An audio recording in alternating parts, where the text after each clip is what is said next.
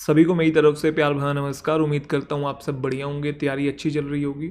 तो आज के सेशन में हम लोग शुरुआत करने वाले हैं पैरा जंबल्स के प्रैक्टिस क्वेश्चंस की। काफ़ी इंपॉर्टेंट बेनिफिशियल क्लास होने वाली है अगर आप एसएससी और डिफेंस एग्जामिनेशन के लिए प्रिपेयर कर रहे हैं। कुछ बच्चे इसे अरेंजमेंट ऑफ सेंटेंस बोलते हैं, कुछ बच्चे इसे सेंटेंस रीअरेंजमेंट बोलते हैं, कुछ किताबों में PQRS लिखा हुआ है। PQRS तो वैसे कहीं नहीं लिखा हुआ, बच्चे ही फ्लो में इसे कलिक्वल लैंग्वेज में PQRS बोल देते हैं। कुछ में पैरा जंबल्स हैं, कुछ में डिफेंस एग्जामिनेशन में जैसे ऑर्डरिंग ऑफ सेंटेंसेस दिखेगा। तो भाई ये अलग अलग चीज़ नहीं है। सबसे पहले तो ये जान लीजिए, ये एक ही चीज़ है, ठीक है, एक ही टॉपिक है। तो मैं बेसिकली इसे पैरा जंबल करके जनरली रेफ़र करता हूँ। आप जो रेफ़र करना चाहें वो कह के रेफ़र कर सकते हैं। सबसे पहला पॉइंट। दूसरा पॉइंट, आज की क्लास के जितने भी क्वेश्चंस आपको सॉल्व करने हैं तो सॉल्व करने से पहले अप्रोच आनी चाहिए, तभी सॉल्व करने में मज़ा आएगा। जो मैं कॉन्सेप्ट सिखा रहा हूँगा उसको आप बहुत अच्छे से डील कर पाएंगे। तो मैंने पहले अप्रोच सिखाई हुई है। अगर आपने वो वीडियो नहीं देखी है पैरा जंबल्स को सॉल्व करने की जो टेक्निक है, तो आप उनको पहले सीख लीजिए। जो वीडियो का लिंक है आपको डिस्क्रिप्शन में मिल जाएगा। सीखी हुई है तो बहुत अच्छी बात है। इसके अलावा मैंने एक कंप्लीट कोर्स भी पढ़ा रखा है इंग्लिश का। अब जिस भी चैप्टर का नाम लीजिए वो चैप्टर मैंने यूट्यूब पे कंप्लीट चैप्टर के फॉर्म में बड़ी बड़ी वीडियोस बनाई हुई हैं जिसमें सारे कॉन्सेप्ट्स कवर करे हैं, प्लस उनके प्रैक्टिस क्वेश्चंस भी करवाए हैं। एट द सेम टाइम अब मैंने दूसरे जो टॉपिक्स हैं जैसे कि एरर्स के अलावा फिलर्स हैं, आपके सेंटेंस इंप्रूवमेंट है, अभी जैसे आज पैरा जंबल की क्लास चल रही है, फिर क्लोज टेस्ट की लेके आऊँगा, फिर RC भी करवाऊँगा। तो ऐसे दूसरे टॉपिक्स की भी मैं प्रैक्टिस करवाता जा रहा हूँ। सारी वीडियोज़ आप देखिए, डिस्क्रिप्शन में आपको सबके लिंक मिल जाएंगे। चलिए जी, शुरुआत करते हैं सेशन की। तो चलिए सबसे पहले डायरेक्शन पढ़िए। और दूसरी इंपॉर्टेंट बात कि पहले मैं आपको आसान क्वेश्चन करवा रहा हूँ, फिर धीरे धीरे करके मैं आपको मुश्किल क्वेश्चन भी करवाऊंगा। इसमें बहुत सारी कैटेगरीज होती हैं पैरा जंबल में, जनरली दो ही देखने को मिलती हैं सच बताऊँ तो, एसएससी और डिफेंस के अंदर। तो एक होती है जिसमें पहला और आखिरी सेंटेंस गिवन नहीं होता, और एक कैटेगरी वो होती है जिसमें पहला और आखिरी भी गिवन होता है और बीच के बस जंबल करने होते हैं। तो पहले आसान फिर मुश्किल करेंगे। चलिए शुरुआत करते हैं पहले आसान कैटेगरी से। वीडियो को साथ साथ पॉज कीजिए, हाथों हाथ बनाते चलिए और देखते चलिए एक्सप्लेनेशन, ठीक है।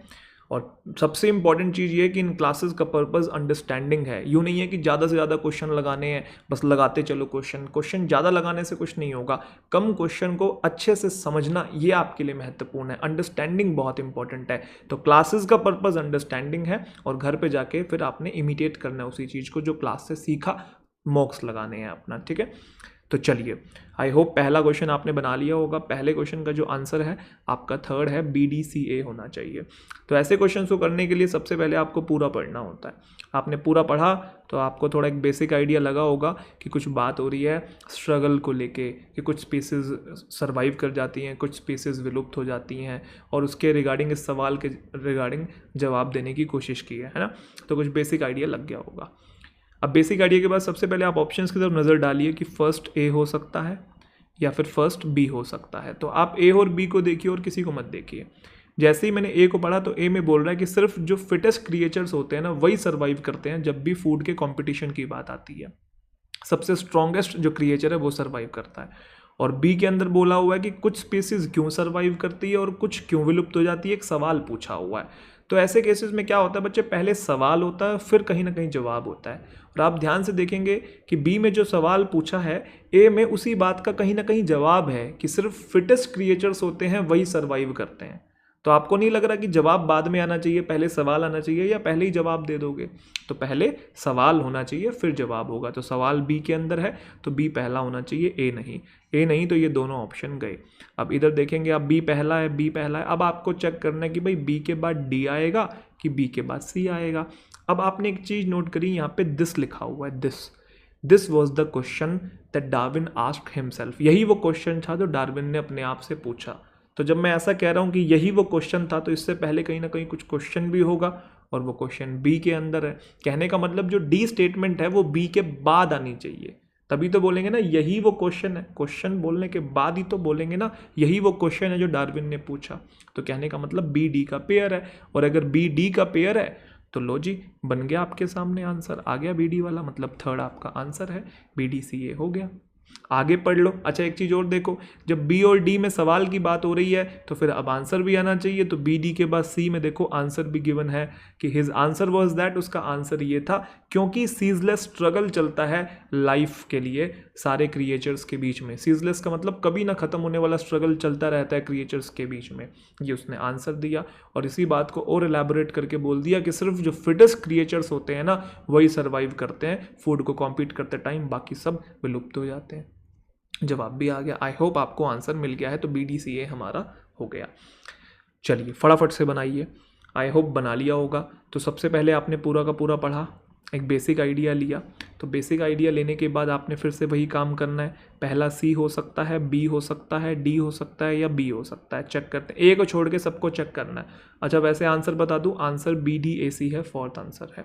चलो सबसे पहले सी को चेक करते हैं। सी में बोल रहा है रिकॉग्नाइजिंग हिम। हिम कौन है? पहले ही प्रोनाउन आ गया, नाउन आना चाहिए पहले, तो प्रोनाउन कैसे आ गया? तो आपका सी गलत हो गया, एलिमिनेट कर दो, ये फर्स्ट नहीं होगा। उसके बाद बी फर्स्ट हो सकता है। बी में बोल रहा है सबसे पहले all seemed still outside the house. घर के बाहर हर एक चीज़ ठहरी हुई प्रतीत हो रही थी except for the sound of the rain. बारिश की आवाज़ के अलावा बाकी सारी चीज़ें ठहरी हुई प्रतीत हो रही थी घर के बाहर। हो सकता है एट फर्स्ट करके भी बोला हुआ है, हो सकता है। क्या डी पहला हो सकता है? डी उसमें बोला है बट देन, लेकिन फिर, लेकिन तब, लेकिन इससे पहले कोई बात हुई होगी ना। बट का यूज़ तो कंट्रास्टिंग एलिमेंट में होता है, तो इससे पहले कोई बात हुई होगी, लेकिन से पहले कुछ बोला होगा, मतलब ये भी नहीं हो सकता। तो मतलब आपका फर्स्ट ऑप्शन गया और थर्ड ऑप्शन गया, मतलब ये बात कंफर्म्ड होगी कि बी पहला है। तो आपने बी पढ़ा जब, एट फर्स्ट वही वाली बात पूरा पढ़ो। All seemed still outside the house except for the sound of the rain. सब कुछ ठहरा हुआ प्रतीत हो रहा था रेन की आवाज़ को छोड़कर। अब आपको पता है पहले बोला एट फर्स्ट और उसके बाद बोलोगे बट देन, ये पेयर में होता है कि सबसे पहले ये और फिर ये। एट फर्स्ट का मतलब सबसे पहले और बट देन का मतलब फिर ये। तो पहले ये फिर वो, तो ये पेयर में दिखाई नहीं दे रहा है और आपको दिखाई दे रहा है बट देन यहाँ पे लिखा हुआ है। तो पहले ये हुआ फिर ये हुआ, बट देन एकदम से क्या हुआ, फुटस्टेप्स अप्रोच होने लगे हाउस की तरफ, मतलब अब उसके किसी के पैरों की आवाज़ आने लगी और एक स्ट्रेंजर जो है वो इमर्ज होके आया आउट ऑफ द डार्कनेस, अंधेरे में से पता नहीं कहाँ से निकल के आया। मतलब बी के बाद डी होना चाहिए, तो सेकंड ऑप्शन में नहीं है, इस वाले ऑप्शन में है, तो BDAC हमारा आंसर हो गया बस। अच्छा आपको एक चीज़ और बताऊं, BD का तो हमने पेयर बना ही दिया था, DA का भी पेयर है साथ में, उसके बाद ही A आएगा। पूछो कैसे? क्योंकि देखो डी में बोला है लेकिन एकदम से फिर फुटस्टेप्स सुनाई दी हमें, किसी के पैरों की आवाज़ सुनाई दी और अचानक से एक स्ट्रेंजर आ गया। कौन आ गया? एक स्ट्रेंजर, अ स्ट्रेंजर। किसी नाउन के पहले अ लिखा हुआ है, तो आपको पता है ना। आगे देखो ए के अंदर क्या लिखा हुआ है, फॉर अ स्प्लिट सेकेंड, एक वक्त के लिए तो मुझे लगा the stranger stepped into the light, his furry head was clearly visible. The stranger बोला हुआ है, तो कहने का मतलब पहले अ स्ट्रेंजर आता है, बाद में ही तो द स्ट्रेंजर आता है ना। आपने आर्टिकल्स पढ़े हैं ना, एन इनडेफिनेट होता है, तो पहले कोई चीज़ इनडेफिनेट होगी बाद में ही डेफिनेट बनती है ना। द आर्टिकल बाद में आता है, ए पहले आता है सेम नाउन के पहले, तो ऑफ कोर्स ए पहले होगा और ये वाला बाद में होगा। तो देखो आप डी के अंदर अ स्ट्रेंजर है और ए के अंदर देखो द स्ट्रेंजर है, तो देखो BDA का भी पेयर है। आई होप पॉइंट समझ में आ रहा है। फटाफट से पूरा पढ़ लो क्या लिखा हुआ है। बी में बोला है सबसे पहले सब कुछ ठहरा हुआ महसूस हो रहा था सिवाय रेन की आवाज़ के, फिर एकदम से चलने की और पैरों की आवाज़ आई और एक स्ट्रेंजर निकल के आया। और उसके बाद ए में बोल रहा है कुछ वक्त के लिए, एक वक्त के लिए लगा कि stranger stepped into the light, सामने आया। His furry head was clearly visible, फरी हेड का मतलब उसके बाल बहुत ज़्यादा थे सर के ऊपर, वो क्लियरली दिख रहे थे। और सी में बोल रहा है उसको फिर रिकॉग्नाइज किया। Joey stood petrified staring at the man wearing a long coat wet from the van. Joey जो है उसको देख के एकदम से डर गया, पेट्रीफाइड का मतलब घबरा गया, रिकॉग्नाइज करके उसे एकदम से घबरा गया, डर गया और उसको देख रहा था। और उसने क्या पहना हुआ था? लॉन्ग कोट पहना हुआ था और बारिश में पूरा भीगा हुआ था। तो इतना आगे जाने की जरूरत नहीं थी, हमने BD से ही निकाल दिया था। चलिए अगला क्वेश्चन जल्दी से बनाइए, आई होप बना लिया होगा। तो पहले पढ़ते हैं, कंप्लीट आपने बेसिक आइडिया लिया, आंसर चेक करते हैं। आंसर आपका है BCDA। तो B फर्स्ट हो सकता है, D फर्स्ट हो सकता है और C हो सकता है। तो सबसे पहले मैंने B को देखा। B में बोल रहा है जो को एग्जिस्टेंस का जो कॉन्फ्लिक्ट है ना वो एविडेंट है। एविडेंट मतलब अपेरेंट है बहुत सारी मेट्रोपॉलिटन सिटीज़ में, मतलब महानगरों में। तो हो सकता है ये फर्स्ट एक प्रॉब्लम की बात हो रही है, पहले सेंटेंस में कोई प्रॉब्लम इंट्रोड्यूस हो सकती है और ये इंडिपेंडेंट भी है। उसके बाद क्या डी फर्स्ट हो सकता है? डी में बोल रहा है देर इज अ प्लेस, दो लिखा हुआ है और दो का मतलब होता है हालांकि, और ये कॉन्ट्रास्टिंग वर्ड है, मतलब इससे पहले कोई बात हो रखी है तो मतलब डी पहला नहीं होगा। क्या सी पहला हो सकता है? सी में बोल रहा है the old and new like two different world surviving side by side yet never closing that chasm. अच्छा, पहले तो कैजम का मीनिंग समझते हैं। कैजम क्या होता है? कैजम एक नाउन है जिसका मतलब a very deep narrow opening in a rock, ice और द ग्राउंड। जैसे आप देख रहे हैं चट्टान के बीच में आप ये ओपनिंग सी देख रहे हैं, आधी इस तरफ है आधी उस तरफ है, तो बीच की ये खाई जो होती है इसे हम कैजम कहते हैं। मतलब एक चीज इस तरफ है खाई की और दूसरी चीज उस तरफ है, तो ये तो लिटरल मीनिंग हो गया। लेकिन कैजम को हम फिगरेटिवली, इनडायरेक्टली भी यूज कर सकते हैं। इनडायरेक्टली का मतलब कि आपको दर्शाना है कि पक्ष में एक तरफ ये है और दूसरी तरफ वो है, इन दो चीज़ों के बीच में कैजम है, तो मतलब दो अलग अलग साइड हैं, ऐसा भी आप बोल सकते हो। इनडायरेक्टली भी यूज़ कर सकते हो, खाई के वे में ना यूज़ करके, तो हमारे यहाँ पे इनडायरेक्टली यूज़ हुआ है। सी में बोल रहा है the old and the new, पुराना और नया, जैसे कि दो डिफरेंट दुनिया ही हो, सर्वाइव कर रही हैं साइड बाय साइड और फिर भी उस कैजम को क्रॉस नहीं कर रही है। ओल्ड अपनी साइड है, न्यू अपनी साइड है, दोनों कैजम को क्या नहीं कर रही है? क्रॉस नहीं कर रही है, दोनों अपनी अपनी तरफ ही सर्वाइव कर रही है। लेकिन आपको नहीं लग रहा है ये वाला सेंटेंस कोई बीच का है? सी है, सी जो सेंटेंस है ये डिपेंडेंट है, क्योंकि अगर आप ध्यान से देखोगे, आप सी को देखोगे और बी को देखोगे तो बी में प्रॉब्लम बताइए, तो हमको पता है प्रॉब्लम पहले आती है, इंडिपेंडेंट सेंटेंस होता है फर्स्ट जो होता है। और सी में तो कुछ समझ में ही नहीं आ रहा कि वो कहना क्या चाह रहा है, बस ये कह दिया ओल्ड है और न्यू है, और ओल्ड न्यू क्या, कौन, किसकी बात हो रही है? तो कुछ रेफरेंस, कुछ पहले कुछ बात, कुछ इंट्रोडक्शन कुछ तो हो पहले, तभी तो हम ओल्ड न्यू करके रेफर करेंगे ना। तो मतलब सी पहला नहीं है, बी ही पहला है। सी पहला नहीं है तो लो मैंने इस पे काटा मार दिया। अब बी पहला है, प्रॉब्लम की बात हो रही है, तो आपने चूज कर लिया। अब बी ए होगा या बी सी होगा? अब बस आप ये चेक कर लो कि बी ए होगा या बी सी होगा। जब आपने बी में देखा कि को एग्जिस्टेंस का जो कॉन्फ्लिक्ट है, जो लड़ाई है को एग्जिस्टेंस की, एक साथ रहने की, वो दिखती है हमें, अपेरेंट है, तो ए में क्या बोल रहा है? हेयर। हेयर का मतलब कोई जगह, तो कहने का मतलब कोई जगह की बात पहले हुई है। और आप देखो सेंटेंस में किसी जगह की बात की है? हाँ देखो, बोला तो है देयर इज अ प्लेस दो पुडुचेरी। कहने का मतलब हेयर बोलने से पहले आपको पुडुचेरी बोलना पड़ेगा, तभी हेयर करके रेफर किया हुआ है कि यहाँ पे जो पिक्चर है perfect French quarter and heritage laden Tamil streets की, जो कि ब्लेंड होती है एक दूसरे में। कहाँ पे?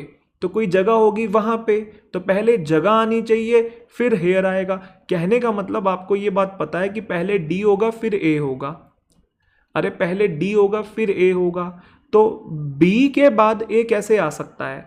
बी के बाद ए कैसे आ सकता है? इसलिए फर्स्ट ऑप्शन एलिमिनेट हो गया। यस और नो? तो क्योंकि पहले पुडुचेरी आएगा ना, और फिर उसी को ही हेयर करके रेफर करेंगे, तो बन गया हमारा आंसर, आ गया बी सी डी ए। जल्दी जल्दी से देख लो। तो को एक्सिस्टेंस का जो कॉन्फ्लिक्ट है वो हमें साफ साफ दिखाई देता है महानगरों के अंदर, है ना।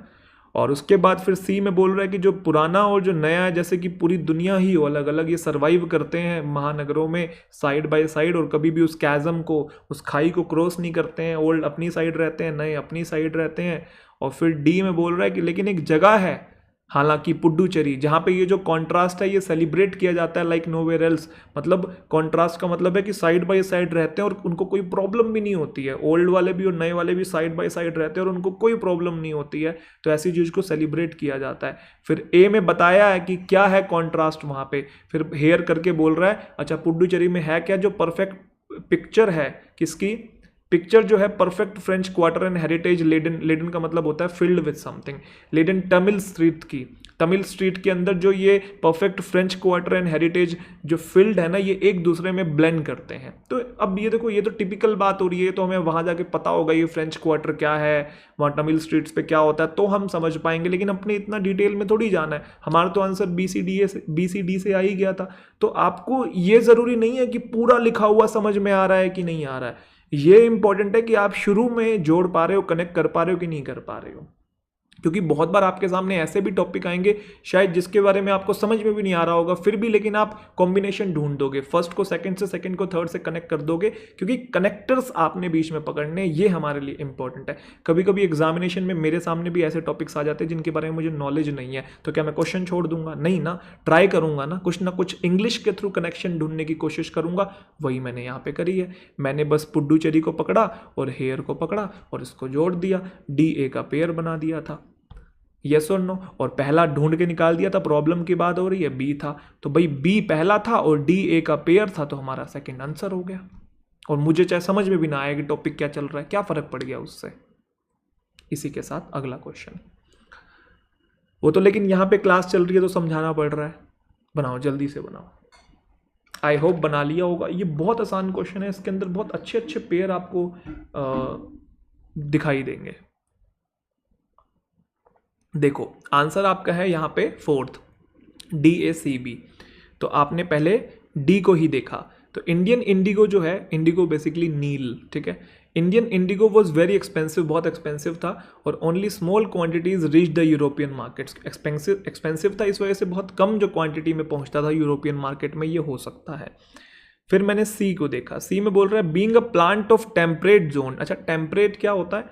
टेम्परेट बेसिकली एक एडजेक्टिव है, ये हम वेदर कंडीशन के लिए यूज करते हैं। ऐसा वेदर ना ही हॉट है और ना ही कोल्ड है, तो प्लेजेंट है, मतलब सुहाना है, ना ही ठंडा ना ही गर्म, तो टेम्परेट है, ठीक है।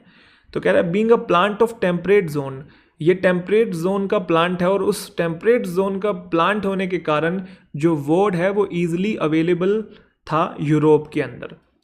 तो क्या ये फर्स्ट हो सकता है? एक बारी में आप पढ़ोगे तो आपको लगेगा हो सकता है, लेकिन ध्यान से जब आपने पूरा पढ़ा होगा तो आपने ए के अंदर ये भी देखा होगा कि ये लिखा हुआ है कि यूरोपियन क्लॉथ मैन्युफैक्चरर्स इसलिए डिपेंड होते थे एक प्लांट जिसका नाम था वोड, अ प्लांट कोल्ड वोड टू मेक डाइज।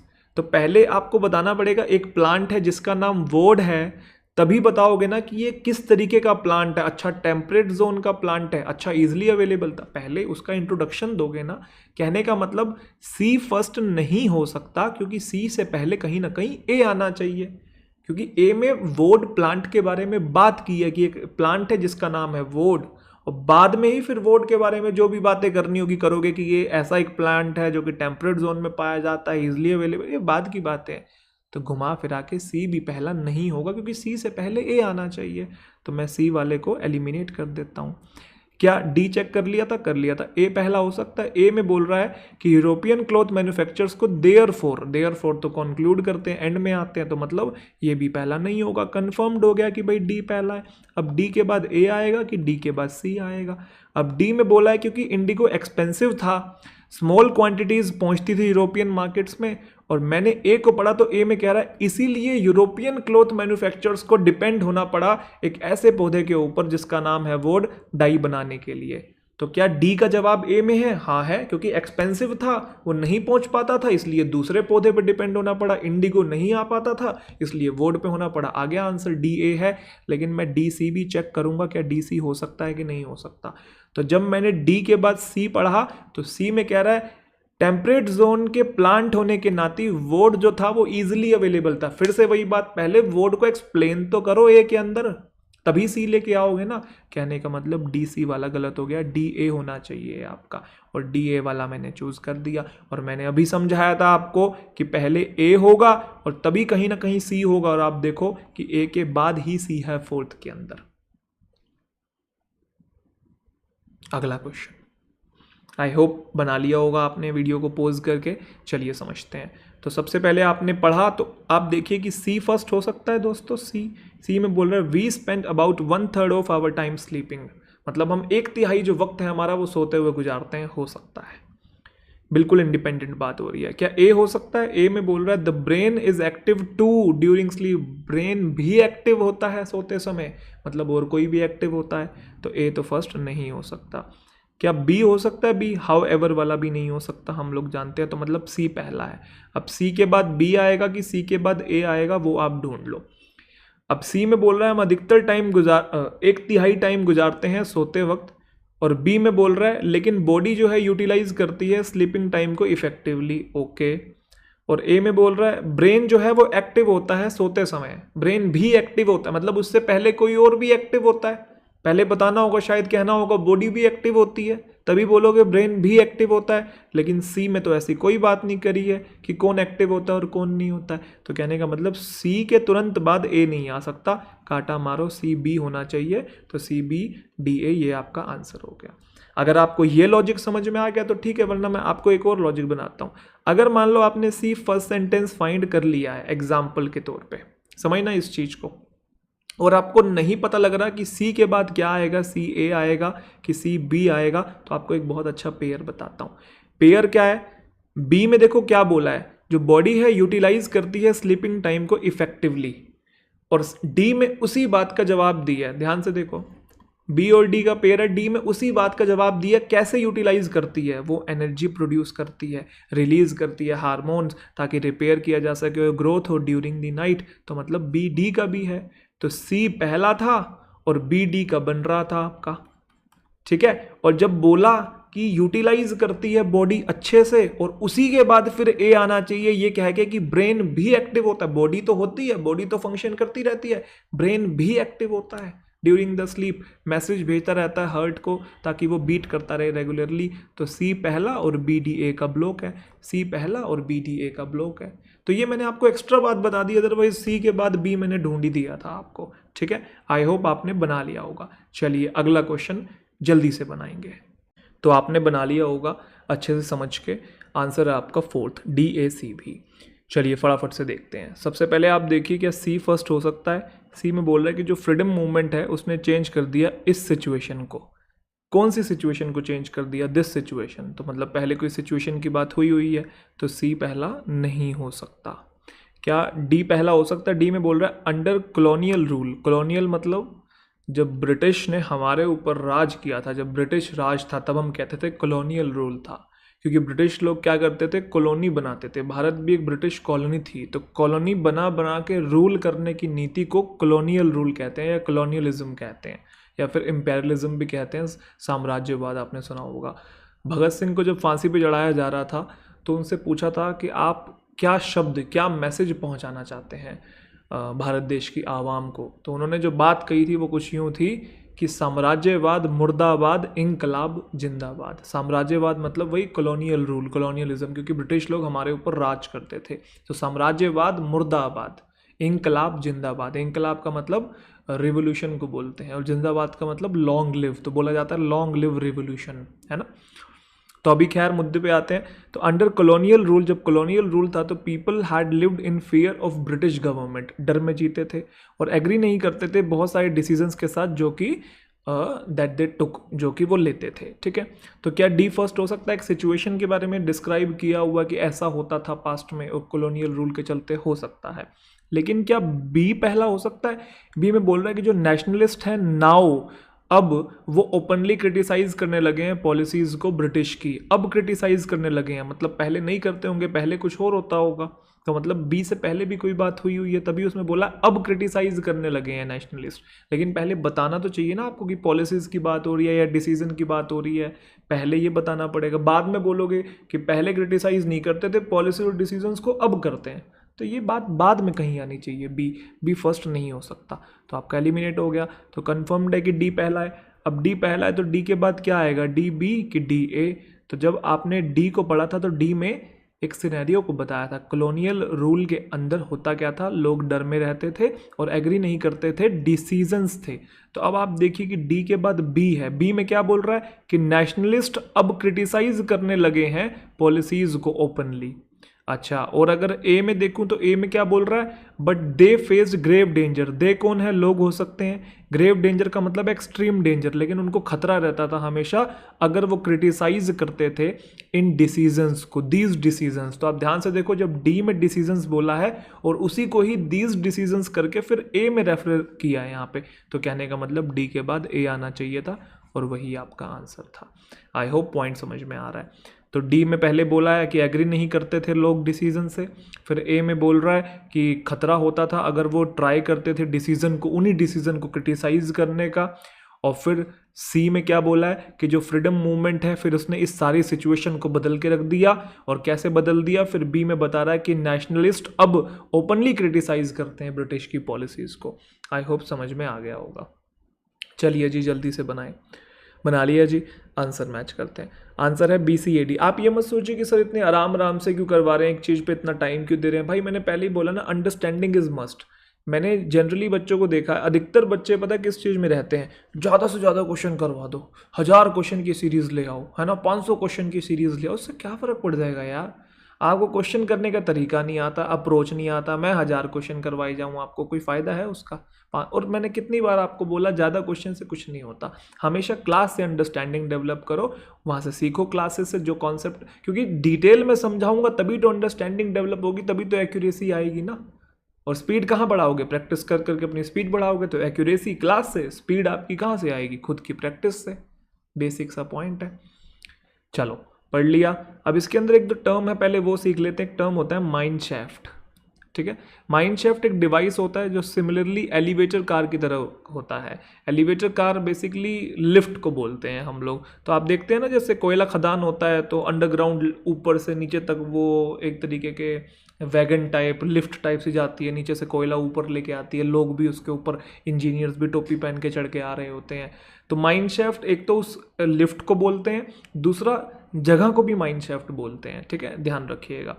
तो अभी हम आते हैं आगे। ऐसे लिखा क्या हुआ है, माइन शैफ्ट में बेसिकली डिवाइस होता है, ये एलिवेटर कार की तरह होता है, जो कि यूज़ किया जाता है पर्सनल को होइस्ट करने के लिए और मटेरियल्स को लाने के लिए। पर्सनल मतलब एम्प्लॉयर्स को बोलते हैं, किसी भी जगह पे काम करने वाले जो लोग होते हैं, एम्प्लॉयर्स कह रहा हूँ, एम्प्लॉयज़ को बोलते हैं, काम करने वाले लोगों को बोलते हैं। आर्मी पर्सनल भी आपने सुना होगा, आर्मी के जो सोल्जर्स होते हैं। और मटेरियल और पर्सनल को होइस्ट करने के लिए, लाने के लिए, एक जगह से दूसरी जगह पहुँचाने के लिए माइन शैफ्ट का यूज़ करते हैं। तो माइन शैफ्ट वो डिवाइस भी होता है जो ऊपर से नीचे जाता है कोयला खदान में, और उस जगह को भी, जिस जगह से होकर निकलता है, उसे भी माइन शैफ्ट कहते हैं। अब हम पढ़ते हैं 1 बाय 1। तो पहला बी देखते हैं, बी फर्स्ट हो सकता है। एन एंटायर टाउनशिप जो है जारिया जो है उसे रीलोकेट करना था because of the uncontrollable underground fires. क्योंकि अंडरग्राउंड फायर्स अनकंट्रोलेबल हो रही थी, इस वजह से रीलोकेट करना था। ये अब ये झारिया है जो भी है, ये एंटायर टाउनशिप है, उसका नाम है, उसको रीलोकेट करना था क्योंकि अंडरग्राउंड फायर अनकंट्रोलेबल होती जा रही है। हो सकता है ये फर्स्ट। क्या सी पहला हो सकता है? सी में बोल रहे हैं दीज फायर मतलब फायर्स की बात पहले कहीं की है, तो भाई ये पहला नहीं होगा। क्या डी पहला हो सकता है? This is a grave threat, ये बड़ा खतरनाक प्रॉब्लम है। ये ग्रेव थ्रेट का मतलब एक्सट्रीम खतरा है। अब क्या एक्सट्रीम खतरा है, दिस क्या है हमको नहीं पता, तो मतलब डी वाला भी पहला नहीं होगा। BDAC में देखूं, सॉरी एक सेकेंड, हाँ, अब BDAC बचा और BCAD बचा। मतलब कहने का मतलब कंफर्म्ड हो गया, बी पहला है और बी के बाद देखना है कि सी आएगा कि बी के बाद डी आएगा, आपको ये चीज़ देखनी है, ठीक है। तो बी में जब बोला था कि पूरे टाउन को रिलोकेट करना है क्योंकि फायर बहुत ज़्यादा है, और सी में क्या बोल रहा है, यही जो फायर है, these fire start mostly from burning trash close to coal pits. मतलब ये आग शुरू की होती है, ये तब शुरू होती है जब हम ट्रैश को, कचरे को बर्न करते हैं, जो कि कोयले के खदान के पास है। कोयला जहाँ पे खुदाई होती है कोयले की, वहाँ पे जो कचरा होता है उसको जलाने से ये आग जल जाती है। तो क्या फायर्स के बाद दीज फायर्स करके रेफरेंस नहीं दे सकते, BC नहीं बना सकते? बना सकते हैं, लेकिन BC के अलावा BD भी देख लो। डी में क्या बोल रहा है, ये खतरनाक प्रॉब्लम है क्योंकि जो पॉइजनस फ्यूम्स होते हैं, धुआं होता है कार्बन मोनोऑक्साइड का, वो निकलता है अंडरग्राउंड फायर से। तो अगर आप ध्यान से देखोगे, पहले फायर बोला, उसी को दीज फायर करके रेफरेंस किए यहाँ पे दिया हुआ है, तो मेरे ख्याल से BC होना चाहिए, तो वही आपका बन रहा है, BCAD हो गया। तो ये वाला गलत हो गया, BD वाला, BCAD बन गया। आगे भी पढ़ लेता हूँ पूरा। तो बी में बोला कि भाई एक टाउन है उसे रिलोकेट करना है क्योंकि अंडरग्राउंड फायर्स बहुत ज़्यादा हो रही हैं। फिर सी में बोला कि ये जो फायर है ये कैसे शुरू होती हैं, ट्रैश को बर्न करने से शुरू होती हैं, जो कि कोयले खदान के पास पड़ा होता है। फिर ए के अंदर क्या बोल रहा है, देन दे स्प्रेड। अब पहले आग जलेगी तभी तो फैलेगी ना, तो दे आग को ही बोला हुआ है, फायर्स को बोला हुआ है, फिर वो आग फैल जाती है क्योंकि जो अनमाइंड कोल है ना वो बर्न होना शुरू हो जाता है, जो ऑक्सीजन उसमें आ जाती है। कहाँ से आती है? पोर्स से आती है, सुराख जो होते हैं, और माइन शैफ्ट से ऑक्सीजन आ जाती है और कोल के साथ फिर उसका केमिकल रिएक्शन होता है और वो बर्न होने शुरू हो जाती है और वो फैल जाती है। तो सिंपल सी बात है, पहले बोलोगे रिलोकेट करना है क्योंकि फायर ज़्यादा है, फिर बताओगे कि फायर बनी आई कैसे, ट्रैश को बर्न करने से आई है, फिर बताओगे आई है तो वो फैल गई है, और फिर आखिरी में बोलोगे यार ये तो बहुत सीरियस प्रॉब्लम है क्योंकि जो धुआं होता है ना यार वो बेसिकली उड़ने मतलब ऊपर की तरफ आने लगता है, राइज होने लगता है, तो BCAD बन रहा है। बिल्कुल सारी बातें लॉजिकली कनेक्टेड है। चलिए जी अगला बनाएंगे, ये बहुत ईजी है, अगर आपने ये भी गलत किया तो समझो दिक्कत है। देखो चलो हम आंसर देखते हैं। पहले आंसर है आपका DACB। तो डी में क्या बोल रहा है, व्हेन द बेल रैंग, जब घंटी बजी लंच के लिए, जेसिका ने अपना लंच बॉक्स उठाया और लाइब्रेरी की तरफ जाने लगी, हो सकता है। बी में क्या बोल रहा है, शी बोल रहा है, शी के पहले जेसिका आना चाहिए, ये गलत हो गया, ठीक है। सी में इधर इधर देखो, सी में क्या बोल रहा है, एंड टुडे, एंड से शुरुआत नहीं हो सकती, ये गलत हो गया। अब डी कंफर्म्ड है, अब डी ए आएगा कि डी बी आएगा। तो डी में क्या था कि जब घंटी बजी तो जेसिका ने बॉक्स उठाया और लाइब्रेरी की तरफ जाने लगी। और अगर मैं ए में देखूँ तो ए में क्या बोल रहा है, but rest of the students were rushing past her for a break, मतलब बाकी सारे स्टूडेंट्स एकदम से भागते हुए आ रहे थे और उसको पीछे छोड़ते हुए चले गए, like she didn't even exist, कि वो एग्जिस्ट ही नहीं करती, इस तरीके से उसको ऐसे धकेलते हुए उससे आगे निकल गए, उसको पीछे छोड़ दिया, उससे वो आगे निकल गए कि एग्जिस्ट ही नहीं करती है। तो आपको लगेगा ये तो कनेक्टेड ही नहीं है, कुछ सेंस ही नहीं आ रहा है। और अगर आप बी पढ़ोगे तो बी में आपको सेंस आएगा क्या, कि she slowly pushed open the library door, आपको लगेगा कि डी में भाई लाइब्रेरी की तरफ गई है तो बी में फिर लाइब्रेरी का डोर ओपन करेगी, मतलब डी बी होना चाहिए। तो आपने आंसर चूज कर दिया होगा थर्ड, जबकि ये गलत है, आंसर DACB है। अब आप सोच रहे हो कि ये कैसे, आपने ये चीज तो फटाफट से देख ली कि भाई डी के अंदर लाइब्रेरी की बात करी है और बी में भी लाइब्रेरी की बात करी है, आपने DB का पेयर बना दिया, बहुत अच्छी बात है, लेकिन बेटा आगे भी तो चेक करना है CA का भी कुछ सेंस है कि नहीं है, CA का भी कुछ सेंस है कि नहीं है। अगर आप C पढ़ोगे तो C में बोला है कि टुडे, आज जेसिका जो है उसको ऐसा फील हुआ कि वो एग्जिस्ट नहीं करती है, और A में बोला हुआ स्टूडेंट्स उसको पीछे छोड़ते हुए आगे की तरफ भाग गए, ऐसा फील करवा दिया उसे कि वो एग्जिस्ट ही नहीं करती है। आप एक बात बताओ, पहले कोई सिचुएशन हुई होगी जिसमें उसको फील हुआ होगा कि वो एग्जिस्ट नहीं करती है, तभी बोलेगी ना कि अब मुझे फील हुआ यार मैं तो एग्जिस्ट ही नहीं करती। पहले बच्चों ने उसे पीछे छोड़ दिया होगा, भागते भागते इतना आगे निकल गए होंगे, उसकी तरफ ध्यान भी नहीं दिया होगा, इस सिचुएशन की वजह से उसको आज ऐसा फील हुआ होगा जेसिका को कि यार वो तो एग्जिस्ट ही नहीं करती है। तो पहले ए और फिर सी नहीं आना चाहिए, जबकि आप जो आंसर चूज कर रहे थे थर्ड वाला, उसमें तो सी पहले और ए बाद में है, जबकि ए सी होना चाहिए। ए की वजह से सी हुआ, बच्चों ने उसे पीछे छोड़ दिया, इस तरीके से उसे इग्नोर किया, तभी उसको ये एहसास होगा कि वो एग्जिस्ट ही नहीं करती है। तो क्या ए सी नहीं होना चाहिए, और ए सी कहाँ पे है, फर्स्ट आंसर है। दोबारा देखो, आपने देखा कि भाई बी पहला नहीं है, उसमें शी की बात हो रही है, एलिमिनेट। सी पहला नहीं है, उसमें एंड टुडे की बात हो रही है। डी ए था कि डी बी था, डी ए था कि डी बी था। तो आपने क्या किया, जल्दी जल्दी में देख तो लिया कि लाइब्रेरी का कनेक्शन है कहीं ना कहीं, पेन है ना, हाँ लाइब्रेरी का कनेक्शन है, लेकिन आगे पढ़ना आप भूल गए, कुछ बच्चे भूल जाते हैं, इसलिए मैं बता रहा हूँ, अगर आपने आगे पढ़ा तो बहुत अच्छी बात है। तो फिर मैंने चेक कर लिया कि भाई समझ में नहीं आ रहा कि डी ए करूँ कि डी बी करूँ, तो मैंने ये देख लिया कि ए की वजह से सी हुआ है, कि बच्चों ने पीछे छोड़ा उसे और तभी उसको फील हुआ यार वो तो एग्जिस्ट नहीं करती है। तो मतलब AC का कनेक्शन है। अब AC का कनेक्शन इसमें नहीं है तो ये ऑप्शन एलिमिनेट हो गया, इसमें था तो ये हमारा बन गया। अब DACB को फटाफट से पूरा पढ़ लो। जब घंटी बजी जेसिका ने बॉक्स उठाया और लाइब्रेरी की तरफ भाग गई। ए में बोल रहा है जैसे ही लाइब्रेरी की तरफ गई तो बाकी बच्चे भी, क्योंकि सबकी छुट्टी हुई है, जेसिका की थोड़ी हुई है, सबकी हुई है, तो बाकी बच्चे भी ऐसे भागते भागते आए और उसे एकदम ब्रेक के लिए, क्योंकि ब्रेक था, और उसको एकदम से पीछे छोड़ दिया। जेसिका वहीं की वहीं रहेगी, सारे बच्चे आगे निकल गए, ऐसा महसूस करवा दिया कि वो एग्जिस्ट ही नहीं करती है। फिर सी में बोलेगा इसलिए टुडे जेसिका को फील हुआ यार कि यार उसकी तो कोई इज्जत ही नहीं है, वो तो एग्जिस्ट ही नहीं करती है। और फिर आखिरी में बोलेगी जब ऐसा हो गया, सिचुएशन बन गया, फिर बी में कह रहा है कि she slowly pushed open the library door. फिर बेचारी क्या करती, अब उसको ऐसा फील हुआ कि वो एग्जिस्ट नहीं करती है, तो लाइब्रेरी डोर ओपन किया, सीट ली अपनी और कॉर्नर में जाके बैठ गई। सिचुएशन यहाँ ख़त्म हो गई। उससे पहले ऐसा उसको फील करा दिया गया कि वो एग्जिस्ट नहीं करती, तो ये बाद में आएगा बी वाला, बी बाद में आएगा, तो लो जी लगा दिया। आई होप समझ में आ रहा है, ठीक है। बनाओ जी अगला, बना लिया। चलिए आंसर है आपका यहाँ पे CBAD, ठीक है। तो इसके अंदर एक वर्ड है coveted, उसको सीखते हैं। ये एक एडजेक्टिव है, इसका मतलब स्ट्रांगली डिजायर्ड बाय मैनी, ऐसी कोई चीज़ जिसे सब चाहते हैं, जैसे पैसा सब चाहते हैं, शोहरत सब चाहते हैं, नेम फेम सब चाहते हैं, ठीक है। जैसे ट्रॉफी है, मान लो सब पे उसकी नज़र है ना। आईएएस सब बनना चाहते हैं, स्ट्रांगली डिजायर्ड बाय मैनी, सब इन द सेंस कि बहुत सारे लोग बनना चाहते हैं, ठीक है। तो coveted उसे कहते हैं। अब आपने देखा क्या ए पहला हो सकता है? The first of these states, these की बात हो रही है, दीज कौन मुझे नहीं पता, तो ए पहला नहीं होगा।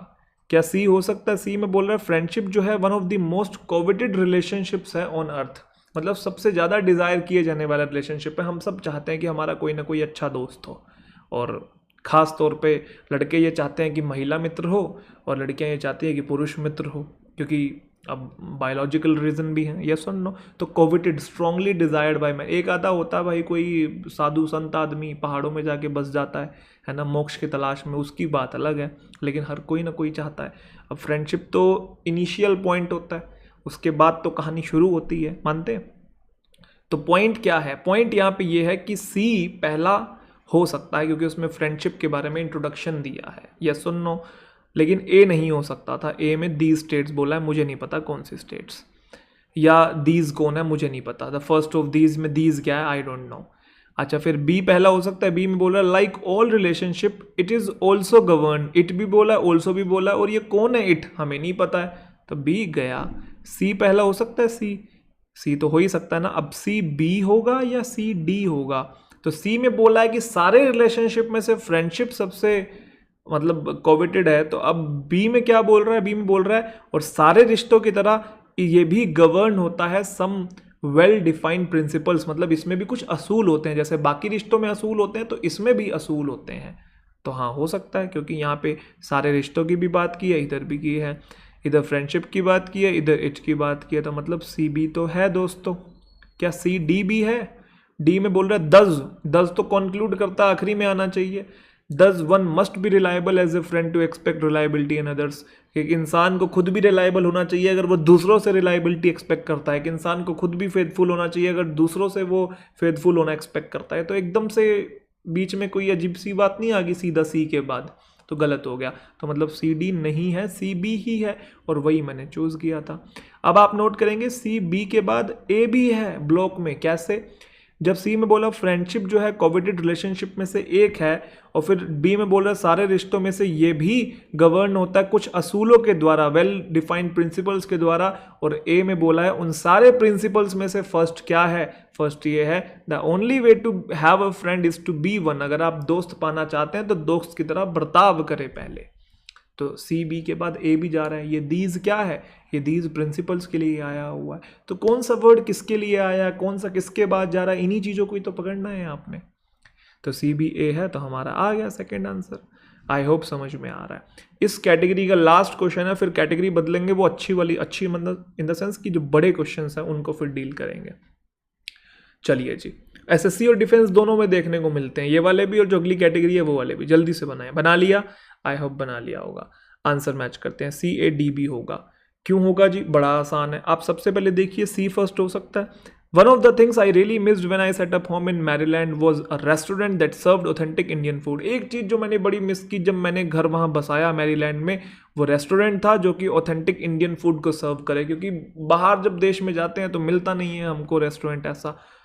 तो एक प्रॉब्लम गिनवाई है, एक सिचुएशन को डिस्क्राइब किया हो सकता है। क्या बी पहला हो सकता है? बी में बोल रहा है it took us 2 months to redesign the place. उस प्लेस को रीडिजाइन करने के लिए 2 महीने लगे। कौन से प्लेस को? तो हमें पहले कोई प्लेस बताना होगा, तो गलत हो गया।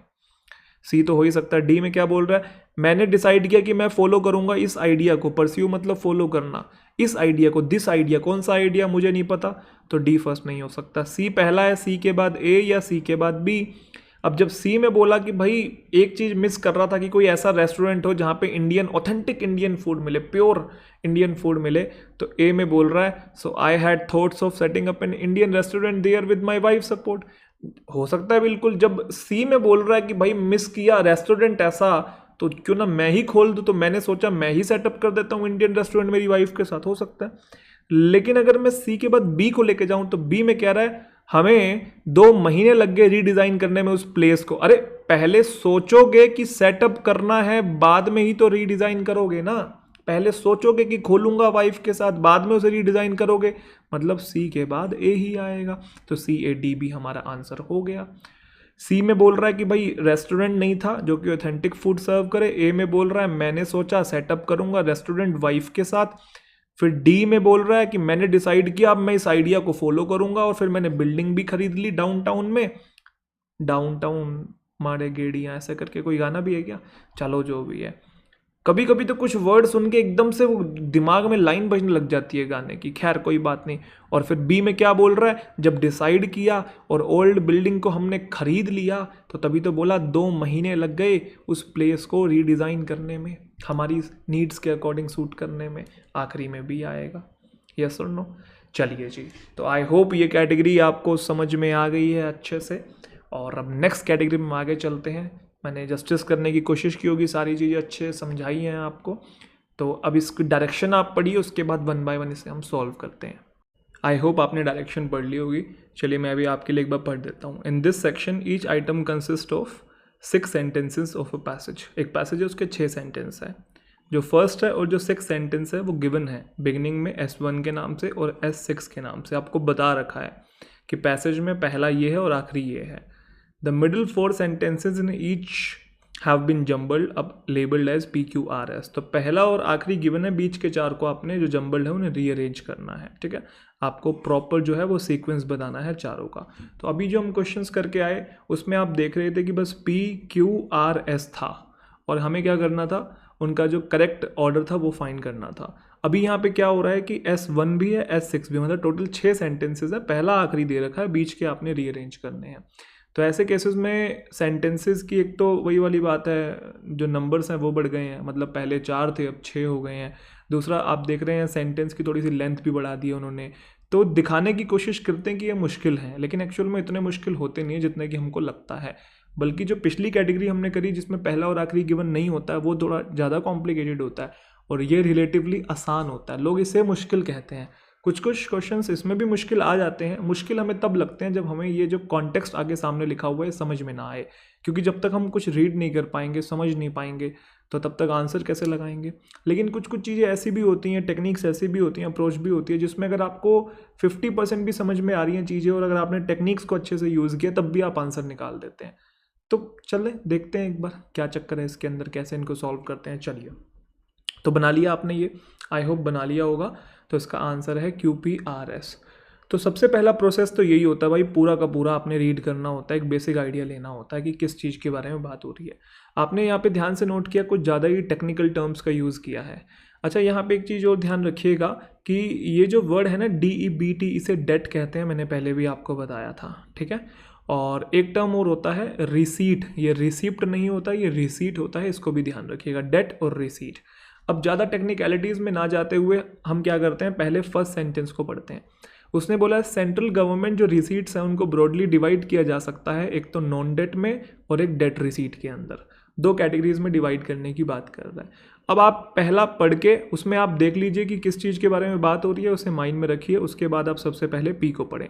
तो पी में देखेंगे बोल रहा है कि जो डेट रिसीट्स होती हैं उसमें मार्केट बोरोइंग होती हैं और बाकी लाइबिलिटीज़ होती हैं। लाइबिलिटीज़ मतलब आपकी रिस्पॉन्सिबिलिटीज़, जो चीज़ें आपने करनी है, जिसमें गवर्नमेंट जो है ऑब्लाइज होती है उसको पे करना होता है फ्यूचर के अंदर। तो अगर मैं ध्यान से देखूँ तो S1 में बात हो रही थी नॉन डेट की और डेट की, और पी में बात हो रही है सिर्फ डेट की। डेट को थोड़ा सा एक्सप्लेन किया हुआ है। और क्यू में देखेंगे, क्यू में नॉन डेट की बात हो रही है कि नॉन डेट रिसीट में क्या होता है, टैक्स रेवेन्यू होते हैं, नॉन टैक्स रेवेन्यू है, रिकवरी ऑफ लोन्स है, डिसइन्वेस्टमेंट रिसीट है। तो पी में बात हो रही है डेट की और क्यू में बात हो रही है नॉन डेट की। और अगर आप ऊपर देखेंगे S1 में तो यहाँ पे ये बोला था कि सेंट्रल गवर्नमेंट रिसीट को या तो नॉन डेट में या डेट रिसीट में डिवाइड कर सकते हैं। तो जब ऐसी बात बोल दी सबसे ऊपर कि या तो नॉन डेट में या डेट में डिवाइड कर सकते हैं, तो अगला क्या होना चाहिए, डेट रिसीट क्या होती है और नॉन डेट रिसीट क्या होती है, यही तो बताओगे ना। और वही बात पी में भी कर रखी है और वही क्यू में भी कर रखी है। पी में डेट रिसीट के बारे में बता रखा है और क्यू में नॉन डेट के बारे में बता रखा है। कहने का मतलब S1 के बाद या तो बच्चे पी आना चाहिए या क्यू आना चाहिए। आर भी एक बार पढ़ लीजिए। आर में बोल रहा है जो आउटकम है जो कि रिफ्लेक्ट होता है प्रोविजनल एक्चुअल फिगर्स में वो कम है बजट एस्टीमेट से। ये किस वजह से है? ओइंग टू का मतलब होता है की वजह से, क्योंकि नेट टैक्स रेवेन्यू में रिडक्शन हुआ है। इसका ऊपर वाले से कोई लेना देना नहीं है S1 से, क्योंकि वहाँ नॉन डेट और डेट रिसीट की बात हो रही है, यहाँ तो आउटकम की बात होगी। आउटकम वाला तो जनरली लास्ट में या आखिरी में ही कहीं ना कहीं जाना चाहिए। मतलब मैं ये नहीं कह रहा कि आखिरी वाला ही होना चाहिए, लेकिन ये पीछे की तरफ आना चाहिए कहीं पे। और एस में भी क्या बात बोल रहा है कि जो बजट है उन्होंने टारगेट किया सिग्निफिकेंटली बहुत ज़्यादा हाई ग्रोथ को। नॉन डेट रिसीट में सेंट्रल गवर्नमेंट की जो कि हुआ किस वजह से हुआ? रोबस्ट ग्रोथ की वजह से हुआ। रोबस्ट मतलब स्ट्रॉन्ग ग्रोथ की वजह से हुआ। फिर से यहाँ पे कुछ नॉन डेट और डेट रिसीट के बारे में कुछ खास हमें यहाँ पे नॉलेज नहीं मिल रही है जितनी हमें पी और क्यू में मिल रही है, क्योंकि जब ऊपर बोला है कि डिवाइड किया जा सकता है नॉन डेट में और डेट में, तो ये भी समझाना जरूरी है कि डेट में क्या होता है और नॉन डेट में क्या होता है। तो या तो पी या तो क्यू, इतना पॉइंट आपको समझ में आ गया। तो आर नहीं हो सकता, एस नहीं हो सकता S1 के बाद। आर नहीं, आर और एस वाला मैंने एलिमिनेट कर दिया। अब आप सोचोगे सर कौन सा लगाएं, पी लगाएं कि क्यू लगाएं S1 के बाद? दोनों ही हो सकते हैं।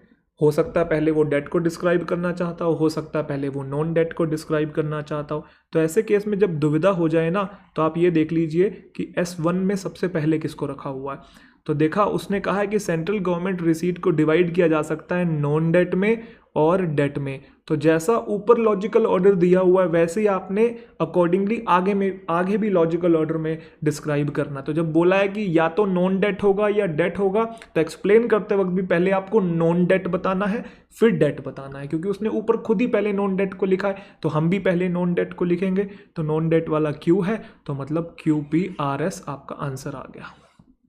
आया पॉइंट समझ में कि नहीं आया? पक्की बात है। चल दें आगे। चलिए जी, अगला क्वेश्चन। आई होप बना लिया आपने। चलिए समझने की कोशिश करते हैं। आंसर है इसका RSPQ।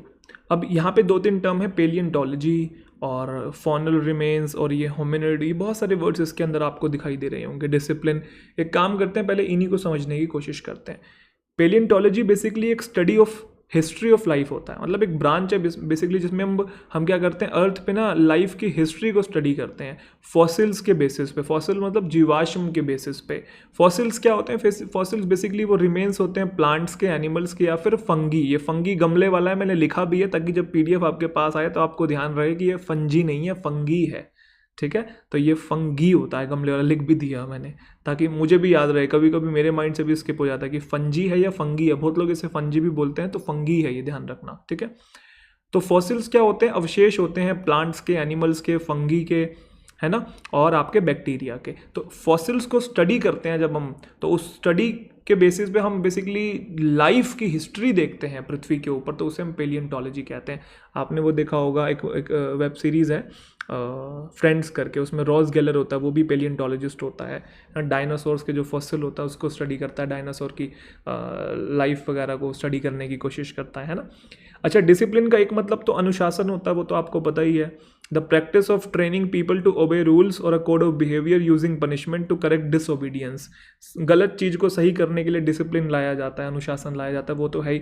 लेकिन डिसिप्लिन का मतलब अब ब्रांच ऑफ नॉलेज भी होता है। किसी सब्जेक्ट को भी हम लोग डिसिप्लिन बोलते हैं टिपिकली, जिसको पढ़ा जाता है हायर एजुकेशन के अंदर, जैसे सोशियोलॉजी है, साइकोलॉजी है, फिलोसफी है, ये सब के सब क्या है? डिसिप्लिन है। डिसिप्लिन मतलब सब्जेक्ट। ठीक है, ध्यान रखना। ऐसे एक टर्म होता है होमिनिड और होमिनिन, ये दोनों सेम होते हैं। होमिनिड और होमिनिन, ये ह्यूमन होता है और अर्ली फॉर्म ऑफ ह्यूमन होता है। मतलब जैसे हम पहले दिखा करते थे, आदि मानव टाइप का जो ह्यूमन है उसको हम लोग होमिनिड या होमिनिन कहते हैं। ठीक है, प्रिमिटिव जो हमारा रूप हुआ करता था, जैसे हम पहले हुआ करते थे। ठीक है, चलिए, ये आप देख रहे हैं हम पहले कैसे हुआ करते थे। अब आज के मॉडर्न ह्यूमंस तो आपको दिखते ही अलग से ही, है ना। चलिए, तो होमिनिड और hominin early form of human होता है। अब हम क्वेश्चन पे आते हैं। तो क्वेश्चन में सबसे पहले पेलियंटोलॉजी के बारे में बताया कि पेलियंटोलॉजी बेसिकली स्टडी है जिसमें हम अवशेष को स्टडी करते हैं। किसके अवशेष को? डेड ऑर्गेनिजम्स को, कई लंबे समय तक, enormous span of time. Enormous मतलब बहुत ज़्यादा, स्पैन मतलब पीरियड, तो काफ़ी समय के लिए डेड ऑर्गेनिजम्स के जो अवशेष होते हैं, रिमेन्स होते हैं, उसको जब हम स्टडी करते हैं तो उसको पेलियंटोलॉजी कहते हैं। ठीक है, तो यहाँ पे पेलियंटोलॉजी को डिस्क्राइब किया है। अब उसके बाद पेलियंटोलॉजी से रिलेटेड ही अगला आपका होना चाहिए। तो पी में बात हो रही है कुछ बोन्स की, कि बोन्स प्रोवाइड करवाते हैं ग्रेट इन्फॉर्मेशन, ज़्यादा रेलिवेंट लग नहीं रहा है। क्यू में क्या बोल रहा है? क्यू में बोल रहा है कि जो डिस्ट्रीब्यूशन है फॉनल रिमेन्स की। फॉनल बेसिकली आया है फोना से, आपने सुना होगा फ्लोरा और फोना। फ्लोरा मतलब किसी भी जगह के पेड़ पौधे, और फोना मतलब किसी भी जगह के एनिमल्स, है ना। तो फॉनल रिमेन्स मतलब एनिमल बोन्स को बोलते हैं, थोड़ा ये टेक्निकल टर्म है फॉनल रिमेन्स। तो एनिमल बोन्स मतलब जो अवशेष हैं, जो जंतु जो जानवर मर गए हैं उनके जो अवशेष पीछे रह गए हैं उनको फॉनल रिमेन्स बोलते हैं। तो कह रहा है कि जो फॉनल रिमेन्स का जो डिस्ट्रीब्यूशन है at a site can indicate which areas were used for butchering, cooking और eating, bone tool making and refuse dumping. Refuse dumping का मतलब कुछ कूड़ा कचरा या गंद फेंकने की जगह को बोलते हैं। तो कह रहा है उनको हम स्टडी करके इंडिकेट कर सकते हैं कि कौन सा एरिया यूज होता था बचर करने के लिए, मतलब एनिमल को काटने के लिए, उसको पकाने के लिए, खाने के लिए, और बोन टूल बनाने के लिए। तो यहाँ पे भी मुझे कुछ पैलियोंटोलॉजी से कुछ खास रिलेशन लग नहीं रहा है कि पहले स्टडी की बात की, स्टडी के तुरंत बाद हम बोल दें कि भाई एनिमल बोन का डिस्ट्रीब्यूशन जो है उससे हमें पता लगता है। मज़ा नहीं आ रहा है। तो मज़े के अकॉर्डिंग वैसे चलना नहीं है, लेकिन कुछ ना कुछ कनेक्शन तो ढूंढना पड़ेगा ना यार। तो अभी तक तो पी में भी इतना खास नहीं है, क्यू में भी नहीं है। जैसे ही मैं आर में गया, आर में बोला है विद इन दिस डिसिप्लिन। अगर किसी बच्चे को डिसिप्लिन का वो दूसरा वाला मीनिंग पता हो कि भाई डिसिप्लिन का मतलब जो होता है वो सब्जेक्ट भी होता है, तो क्या पेलियोंटोलॉजी एक सब्जेक्ट नहीं है भाई? फिलॉसफी है, साइकोलॉजी है, सोशियोलॉजी है, तो पेलियोंटोलॉजी भी है। तो विद इन दिस डिसिप्लिन, तो डिसिप्लिन हो सकता है शायद पेलियोंटोलॉजी को बोला हो कि पेलियोंटोलॉजी के अंदर हम क्या करते हैं, हम मॉलिक्यूलर बायोलॉजी और डीएनए जो स्टडीज़ हैं उनको यूज़ किया जाता है अंडरस्टैंड करने के लिए होमिनिड इवोल्यूशन। होमिनिड मतलब जो प्राचीन जो मानव है वो कैसे इवोल्व हुआ उसको समझा जाता है। उसमें डीएनए स्टडीज़ का यूज़ करते हैं, मॉलिक्यूलर बायोलॉजी का यूज़ करते हैं। तो पहले S1 में बताया कि पेलियोंटोलॉजी है क्या, और फिर पेलियोंटोलॉजी में क्या होता है वो आपका आर में बता रखा है कि इस डिसिप्लिन के अंदर ऐसे ऐसे ह्यूमन को समझा जाता है, उसके इवोल्यूशन को समझा जाता है। तो क्या ये आपको नहीं दिख रहा है पेयर में? डेफिनेटली। तो S1 के बाद अभी तक आर है। फिर एस में बोल रहा है कि जो होमिनिड इवोल्यूशन है ना वो आंसर करता है उन सारे सवालों को कि कैसे एंशिएंट लोग दिखते थे, और माइग्रेशन के पैटर्न को प्लॉट करता है। लेकिन पहले आपको बताना पड़ेगा ना कि होमिनिड इवोल्यूशन को समझने के बाद ही होमिनिड इवोल्यूशन से आप आंसर दे पाओगे ना कि अच्छा ये चीज़ें होती हैं, तभी आंसर आएगा ना होमिनिड इवोल्यूशन का। पहले आप उनको अंडरस्टैंड करने की बात करोगे, जब अंडरस्टैंड करोगे तो तभी कुछ जवाब निकल के आएंगे ना। तो जवाब वाली बात बाद में कहीं होनी चाहिए ना। तो आप S1 के तुरंत बाद S कैसे लगा सकते हैं? कहने का मतलब घुमा फिरा के R वाला ही आएगा। तो आपका RSPQ ये हमारा आंसर हो गया। आप देखो फर्स्ट से ही निकल जा रहा है, पूरा पढ़ने की जरूरत नहीं है, लेकिन हम और कनेक्शन ढूंढे, आ जाओ ढूंढते हैं। S1 में बात की पेलियोंटोलॉजी एक स्टडी है जिसमें अवशेष को स्टडी करते हैं।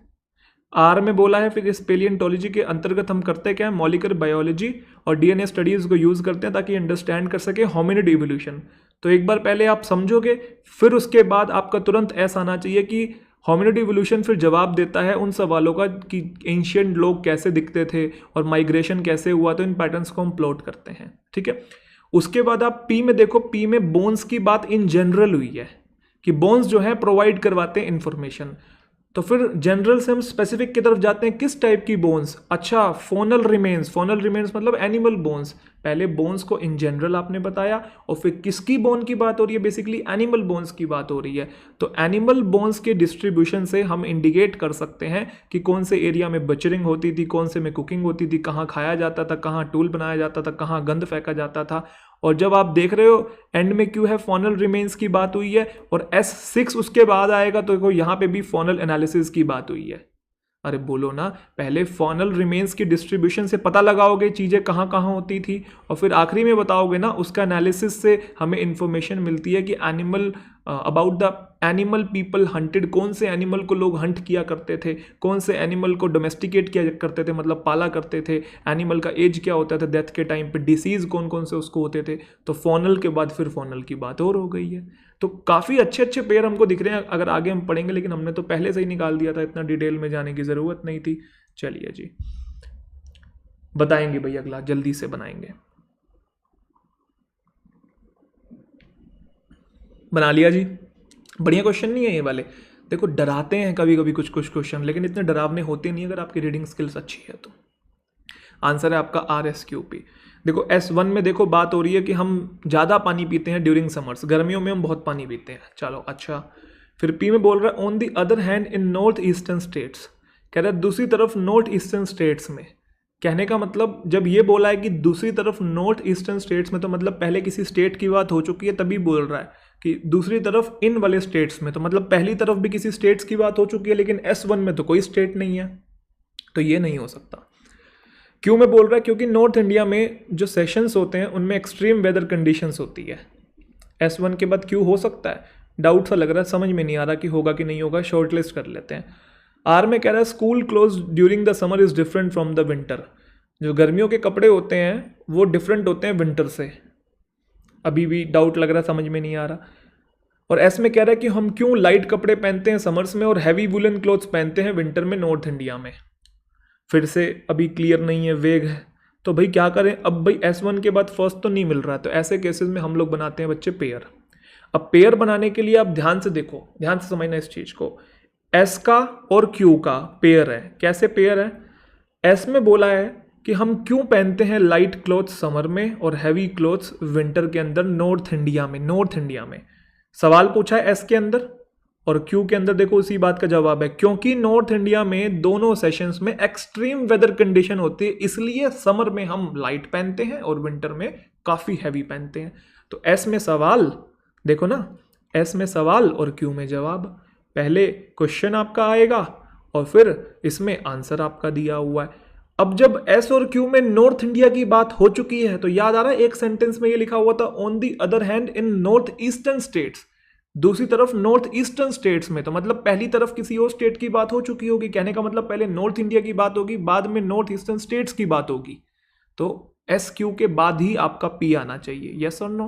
कि नॉर्थ ईस्टर्न स्टेट्स में क्या होता है, विंटर्स जो होती हैं माइल्ड होती हैं, सिर्फ पहाड़ी इलाके में थोड़ी ज़्यादा विंटर्स आपको मिलेंगी, अदरवाइज बाकी जगह हल्की ठंड मिलती है। तो क्या एस क्यू पी का तगड़ा आपको ब्लॉक नहीं मिल रहा? ढूंढ के निकालो एस क्यू पी कहाँ है। यहाँ है, यहाँ है, यहाँ है, सिर्फ और सिर्फ यहाँ पे है। तो मतलब समझ में आ गया, RSQP होगा। अरे समझ में आया क्या? फर्स्ट नहीं मिल रहा तो भाई पेयर बनाओ ना, ज़रूरी है ये सारी चीज़ें। चलिए अगला क्वेश्चन जल्दी से बनाएंगे। इंटरेस्टिंग क्वेश्चंस लग रहे हैं मुझे, मतलब ये वाले। चलो जी बना लिया, आ जाइए। आंसर है PSRQ। अब सबसे पहले S को पढ़ेंगे। S1 में बोल रहा है कि हार्मोन्स उनका सेवरल फंक्शंस होता है बॉडी के अंदर, तो हार्मोन्स की बात करी है। P में बोल रहा है कि ये दे हार्मोन्स हो सकता है। हाँ हो सकता है। हार्मोन्स जो है हेल्प करते हैं मेंटेन करने में बैलेंस को, बायोलॉजिकल एक्टिविटीज़ को बॉडी के अंदर, बायोलॉजिकल एक्टिविटीज़ के बैलेंस को मेंटेन करने में मदद करते हैं। हो सकता है P हो सकता है, क्योंकि दे उसी को करके रेफर कर रहा है। क्या Q हो सकता है? Q, insulin is released in response to the rapid rise in blood glucose level. कि ब्लड ग्लूकोज लेवल के बढ़ने से इंसुलिन रिलीज होता है। लेकिन पहले बताओ ना कि ब्लड ग्लूकोज लेवल बढ़ा है कभी? बिना बताए उसे कह दो कि इंसुलिन रिलीज होता है? नो। आर में बोल रहा है on the other hand. On the other hand से पहले कोई और बात होनी चाहिए, लेकिन बस S1 में तो हार्मोन्स के बारे में बात की है यार, और यहाँ पे दूसरे हार्मोन का नाम लिया हुआ, मतलब इससे पहले कोई एक हार्मोन की बात हो चुकी है कहीं ना कहीं। तो आई होप मेरा पॉइंट समझ में आ रहा है कि ये भी S1 के बाद R भी नहीं होगा। क्या S हो सकता है? The role of insulin in keeping the blood glucose level with narrow limit is an example of this function. कौन से फंक्शन की बात हो रही है भाई? कि रोल ये हो सकता है क्या, जो रोल इंसुलिन का जिसमें वो ब्लड ग्लूकोज लेवल को क्या करता है, नैरो लिमिट के अंदर लेके आता है। तो ये एग्जाम्पल है इस फंक्शन का। जहां तक मुझे लग रहा है P, R और S में से तीनों ही नहीं बन रहे हैं, सॉरी Q, R और S में से तीनों ही नहीं बन रहे हैं, सिर्फ P बन रहा है। Q, R, S में से तीनों ही नहीं बन रहे हैं, सिर्फ P बन रहा है। क्यों? क्योंकि इसके अंदर दे की बात हो रही है। मैं दे को हार्मोन से पूरा रिलेट कर पा रहा हूं, तो मैं अभी ज़्यादा रिस्क नहीं लूंगा कि सीधा पहला पढ़ा और दे देख के मैंने आंसर लगा दिया कि भाई P वाला आपका होना चाहिए, PSRQ आ गया। मैं काम करता हूँ, आपको और लॉजिक बताने की कोशिश करता हूँ। मेरे को तो स्ट्राइक कर गया कि हार्मोन्स को दे करके रेफर किया हुआ और यहाँ पे भी फंक्शंस की बात की है और यहाँ पे भी फंक्शन बताया है, तो ये तो पेयर में है। लेकिन और पेयर आप देख लीजिए अगर आपको नहीं समझ में आ रहा हो तो। आपने एक चीज नोट करी, छोटी सी चीज नोट करी आपने, कि यहाँ पे लिखा हुआ ऑन दी अदर हैंड जो glucagon tends to increase the glucose level in the blood. एक सेंटेंस है यहाँ पे R, ध्यान से पढ़ो इस चीज को। R में बोल रहा है ऑन दी अदर हैंड जो हार्मोन है ग्लूकागोन, वो क्या करता है, इंक्रीज कर देता है ग्लूकोज लेवल को ब्लड के अंदर। तो जब एक बार ग्लूकोज लेवल इंक्रीज होगा ब्लड के अंदर, तभी तो क्यू वाली बात आ सकती है। फिर इंसुलिन निकल के आता है in response to the rapid increase in the blood glucose level, क्योंकि ब्लड ग्लूकोज लेवल के इंक्रीज होने से फिर इंसुलिन निकल के आता है। दोबारा सुनेंगे ध्यान से। पहले ग्लूकागोन क्या करेगा, इंक्रीज करेगा ब्लड लेवल को, ग्लूकोज लेवल को ब्लड के अंदर। फिर जब एक बार ब्लड ग्लूकोज लेवल बढ़ गया राइज हो गया, उसी के रिस्पॉन्स में फिर इंसुलिन रिलीज होता है। तो क्या आपको नहीं लग रहा है कि आपका आर और क्यू जो है वो हमारा साथ साथ होना चाहिए? तो आर क्यू आपको कहाँ दिखाई दे रहा है? एक तो बच्चे यहाँ नहीं है, ठीक है, एक आपका यहाँ नहीं है, सी में दिखाई दे रहा है आर क्यू और इधर दिखाई दे रहा है आपको आर क्यू। अब पी और एस में से फर्स्ट को अगर आप देखना चाहो तो देख सकते हो, पी में दे की बात हो रही है और एस में अलग से ही इंसुलिन की कुछ बात हो रही है। तो मुझे लगता है कि अब हमें यहाँ पे 101% श्योरिटी आ गई है कि भाई पी ही ज़्यादा रेलिवेंट है S1 के बाद, क्योंकि यहाँ हार्मोन्स और उसको दे करके रेफर किया है, यहाँ पे फंक्शंस बताए हैं और एक फंक्शन भी बताया है हार्मोन्स इन जनरल को लेके, क्योंकि पहले हार्मोन्स इन जनरल की बात होगी, बाद में किसी इंडिविजुअल हार्मोन की बात करोगे, जैसे कि इंसुलिन है, जैसे कि ग्लूकागोन है, ये बाद में आएंगे सारे। पहले हार्मोन्स को हार्मोन्स करके रेफर करोगे, पहले जनरल बातें करोगे, बाद में स्पेसिफिक एग्जांपल दोगे कौन से हार्मोन, जैसे कि इंसुलिन, जैसे कि ग्लूकागोन, ये सब बाद की बातें हैं। तो यहाँ पे दे के थ्रू भी तो जनरल बात ही हो रही है ना, किसी पर्टिकुलर का नाम थोड़ी लिया है, यहाँ पे भी किसी का नाम थोड़ी लिया है। तो पहले जनरल बातें फिर बाद में एग्जाम्पल। तो मतलब कन्फर्म्ड है S1 के बाद P आएगा। तो लो जी, आंसर आ गया भाई। इतने अच्छे अच्छे पेयर आपको दिख रहे हैं ना इसके अंदर, मैं बता नहीं सकता हूँ आपको। चलो अगला क्वेश्चन,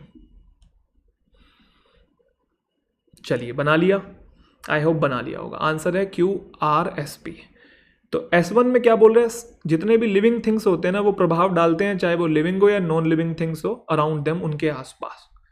लिविंग थिंग्स प्रभाव डालते हैं लिविंग पे भी और नॉन लिविंग थिंग्स पे भी जो उनके आसपास होते हैं। बड़ी जनरल सी और इंडिविजुअल सी बात हो रखी है, इंडिपेंडेंट सी। अब क्या P हो सकता है? This can also affect the population of fox. कह रहा है इसकी वजह से फॉक्स की पॉपुलेशन भी अफेक्ट हो सकती है। किसकी वजह से? ऊपर तो बड़ी जनरल सी बात की है, क्योंकि फॉक्स डिपेंड होते हैं रैबिट पे फूड के लिए। आपको नहीं लग रहा कि फर्स्ट के S1 के बाद P नहीं जाना चाहिए? अलग सा सेंस दे रहा है, कुछ नहीं समझ में आ रहा तो शॉर्ट लिस्ट करना तो कर लो, बाकी मैं एलिमिनेट कर रहा हूँ। क्यों मैं बोल रहा है? फॉर एग्जाम्पल अर्थ वॉर्म्स जो है वो बरो बनाते हैं और वॉर्म कास्ट बनाते हैं। अच्छा, यहाँ पे ना बहुत सारे वर्ड्स हैं जो शायद आपको समझ में नहीं आ रहे हो, पहले वर्ड समझते हैं। एक टर्म होता है बरो। बरो एक नाउन है, ये खड्डे को बोलते हैं, होल को बोलते हैं, जो कि ग्राउंड में डग किया जाता है, मतलब खोदा जाता है एनिमल के द्वारा, जनरली रैबिट के द्वारा खोदा जाता है ताकि वो उसमें रह सके। लेकिन बरो सिर्फ रैबिट का ही नहीं होता है जो होल वो डग करता है, कोई भी कर सकता है। अर्थ वॉर्म भी करता है, जैसे अर्थ वॉर्म ने देखो ये डग किया हुआ है, तो ये भी जमीन के अंदर ही गया हुआ है एक तरीके से, तो इसको भी आप बरो कह सकते हैं। ये जो होल किया हुआ है, होल अर्थवॉर्म ने, केचुए ने, ये भी क्या है आपका बरो है। अच्छा, वॉर्म कास्टिंग क्या होता है? ये एक ऑर्गेनिक फॉर्म ऑफ फर्टिलाइजर है प्रोड्यूस फ्रॉम अर्थवॉर्म। केचुए ही होते हैं ना अर्थवॉर्म, हाँ। तो जो अर्थवॉर्म होते हैं बेसिकली वो प्रोड्यूस करते हैं एक तरीके की खाद, मिट्टी के साथ कुछ ना कुछ करके। तो वो जो खाद होती है ना उसे हम वॉर्म कास्टिंग कहते हैं, ऑर्गेनिक फॉर्म ऑफ फर्टिलाइजर होता है।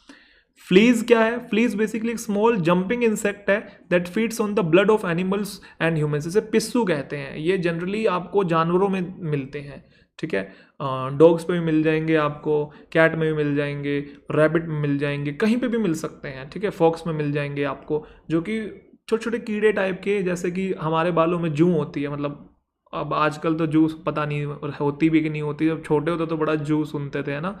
चलो बाकी अपने बालों में तो नहीं है भाई, बढ़िया हाइजीन मेंटेन कर रखा है, लेकिन स्टिल समझ में आ गया ना कि जैसे जूं होती है दूसरों के ब्लड पर निर्भर रहती है, ऐसे फ्लीज भी एक तरीके के जो दूसरों के जो बॉडी पे रहते हैं और उनके ब्लड पर निर्भर रहते हैं, ठीक है। तो अभी आपको बरो, वॉर्म कास्टिंग, फ्लीज, ये सब समझ में आ गया। अभी क्वेश्चन पे आते हैं। तो सारे लिविंग थिंग्स अफेक्ट करते हैं लिविंग और नॉन लिविंग को अपने आसपास। उसके बाद बोल रहे हैं, ये तो हमने हटा ही दिया था। अब इसमें बोल रहा है अर्थवॉर्म्स जो है वो बरो बनाते हैं, मतलब वो होल बनाते हैं, और वॉर्म कास्ट बनाते हैं। वॉर्म कास्ट मतलब वो फर्टिलाइजर, जो ऑर्गेनिक खाद है बेसिकली, उसको बनाते हैं। तो क्या हो सकता है? नहीं, अभी सेंस नहीं आ रहा है मुझे, और ना आपको इसमें कुछ कनेक्शन दिखाई दे रहा होगा, शॉर्ट लिस्ट कर लिया। आर में बोल रहा है ये जो एक्ट है ना अर्थवॉर्म का, ये अफेक्ट करता है फिर सॉइल को, मिट्टी पे प्रभाव डालता है। Therefore plants growing in it, और आसपास जो प्लांट ग्रो होते हैं उस पर भी प्रभाव डालता है। तो ये भी आपका S1 से इतना कुछ रिलेशन आर में दिख नहीं रहा है, लेकिन आपको इतनी बात समझ में आ रही है क्यों आर का पेयर है जब हम ये दोनों पढ़ रहे थे। तो कैसे? क्योंकि फॉर एग्जाम्पल करके अर्थवॉर्म में पहले कुछ ना कुछ वो करेंगे, बरो बनाएंगे, वॉर्म कास्ट बनाएंगे, और इसी बनाने को दिस एक्ट बोला है कि ये जो एक्ट है अर्थवॉर्म्स का, फिर ये मिट्टी पे इंपैक्ट डालता है।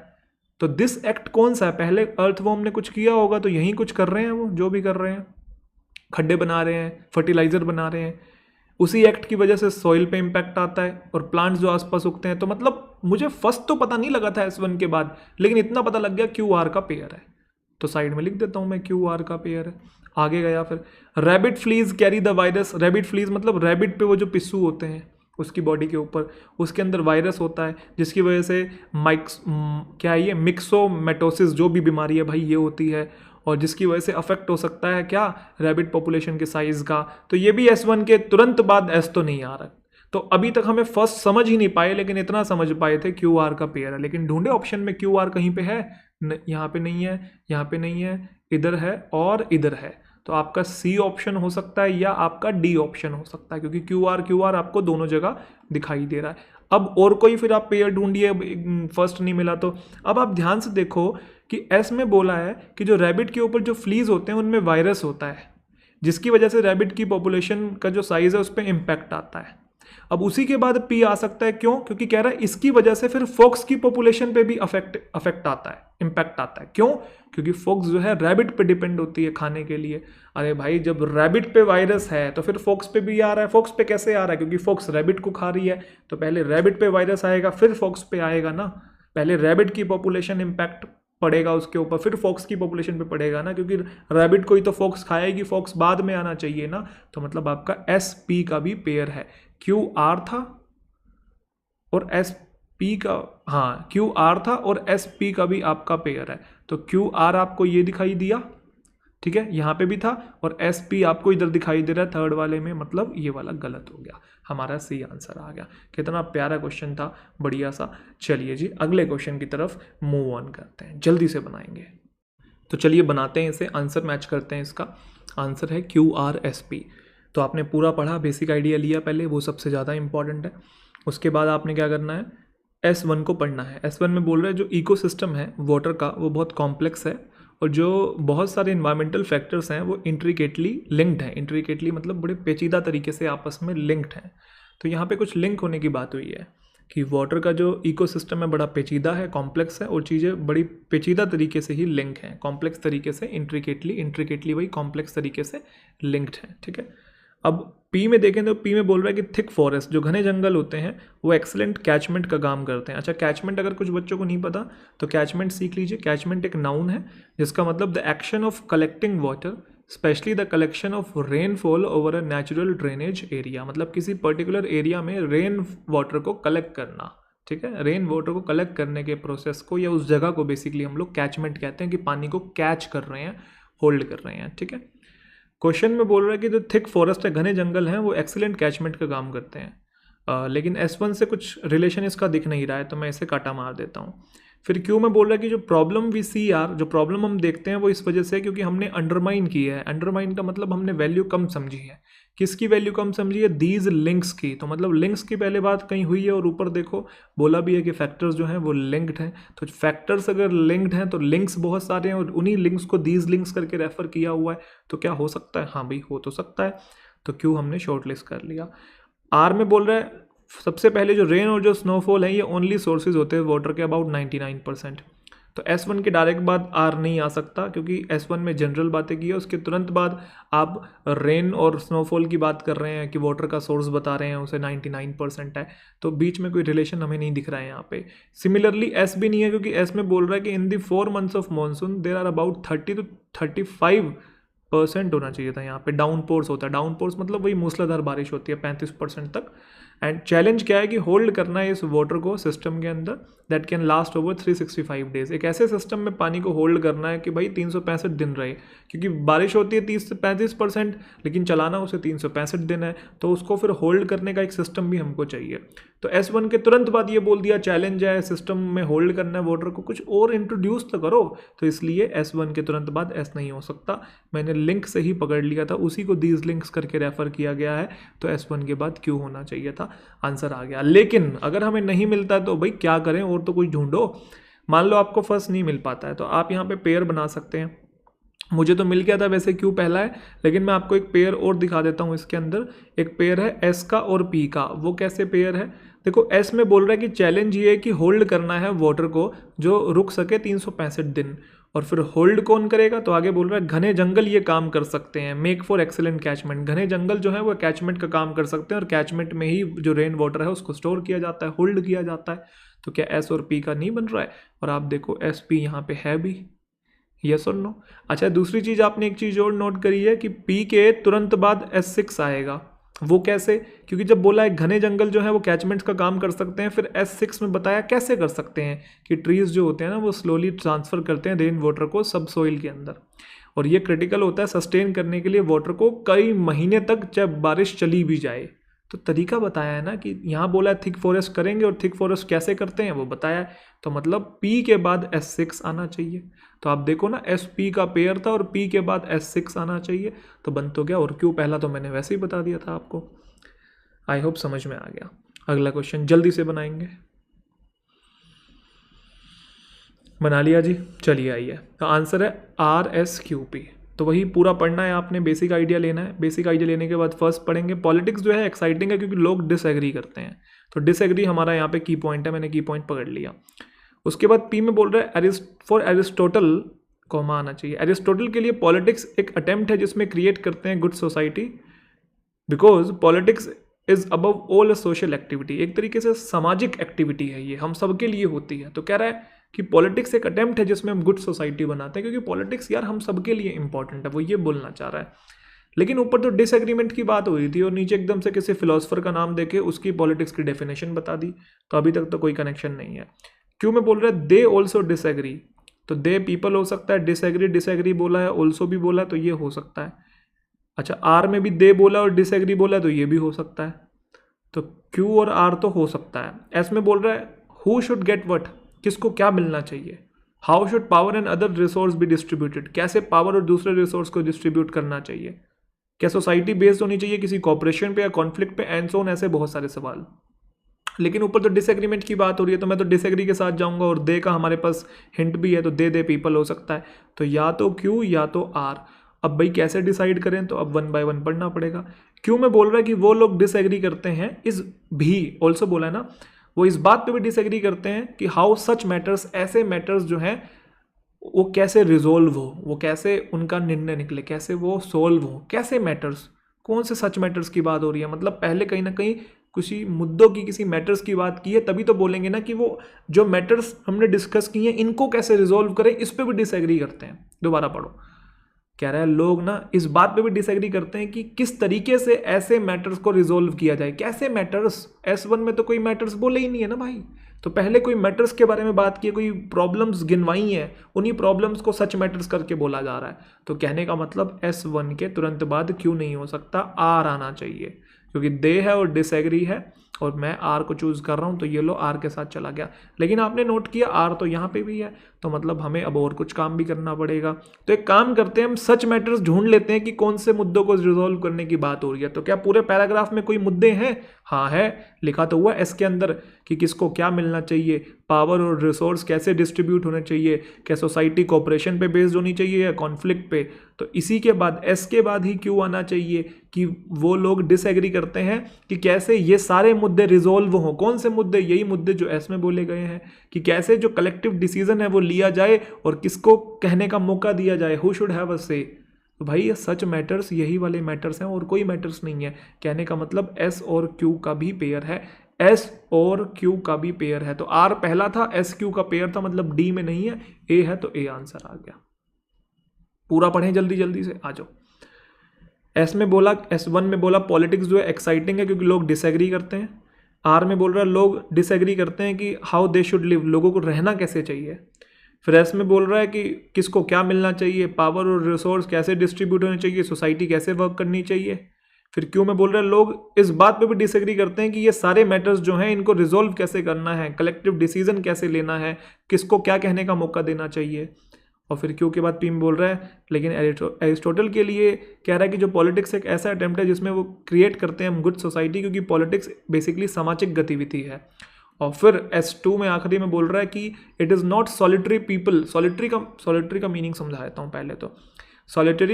सॉलिटरी होता है मेरे ख्याल से, इसकी प्रोनाउंसिएशन एक बार चेक कर लेना, मेरे माइंड से स्किप हो रही है, सॉलिटरी या सॉलिटरी। सॉलिटरी होता है, वैसे देख लेना फिर भी, ये एक एडजेक्टिव है। सॉलिटरी पर्सन और thing is the only person और थिंग इन अ प्लेस। इकलौता अगर कोई इंसान है, कोई चीज़ है, तो हम बोलते हैं सॉलिटरी है।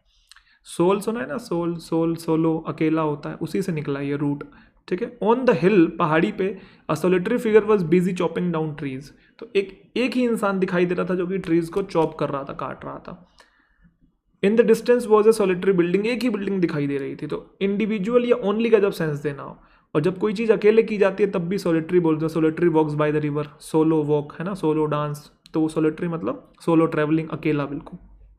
तो आखिरी में बोला जा रहा है कि सिर्फ लोग अकेले नहीं हैं जो कि पॉलिटिक्स को बनाते हैं और एक अच्छी सोसाइटी बनाते हैं, लोग मिल के बनाते हैं एक गुड पॉलिटिक्स को और सोसाइटी को। सॉलिटरी पीपल नहीं बनाते हैं, पीपल टुगेदर मिल के सोसाइटी को अच्छी बनाते हैं। सॉलिटरी मतलब इंडिविजुअल लोग नहीं बनाते हैं, सब मिल के एक साथ आके सोसाइटी को बनाते हैं। तो आखिरी में काफ़ी जनरल बात से एंड किया हुआ, लेकिन आई होप शुरू के पॉइंट से ही मैंने आपको समझा दिया था कि कैसे बनेगा। नहीं समझ में आया तो वीडियो को दोबारा घुमाओ और देखो। चलिए जी, बनाएंगे। आंसर है आपका RSPQ। इसके अंदर कोई वर्ड है जो आपको नहीं आता? कौन सा वर्ड नहीं आता है? स्प्रेन शायद, है ना। स्प्रेन को समझते हैं।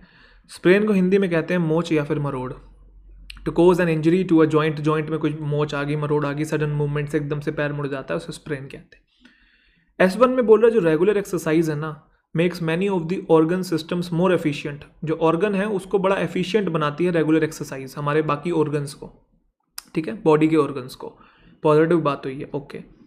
P में बोल रहा है कि इट एक्सरसाइज हो सकता है, हाँ, ये इम्प्रूव कर सकती है आपकी स्ट्रेंथ को, बॉडी को फ्लेक्सिबल बना सकती है, और ताकि दर्द कोई हो, इंजरी कोई हो तो उसे सफ़र ना करना पड़े, कम सफ़र करना पड़े अगर आप एक्सरसाइज करते हैं तो। क्योंकि अगर एक्सरसाइज नहीं करते तो बहुत जल्दी मरोड़ आ जाती है पैर में, कहीं पे मुड़ जाए तो। लेकिन अगर कोई एक्सरसाइज करता है जिसकी फ्लेक्सिबिलिटी ज़्यादा है तो उसको इतनी दिक्कत नहीं होती, इतनी नहीं होती है, तभी लेस बोला हुआ है यहाँ पे। तो हो सकता है P तो 1% के लिए शॉर्टलिस्ट कर लिया। Q भी हो सकता है, उसमें इट बोला हुआ, इट एक्सरसाइज हो सकता है, और वो आपकी एंड्योरेंस जो है, सहनशीलता को बढ़ाती है, सहन शक्ति को बढ़ाती है, ये भी हो सकता है।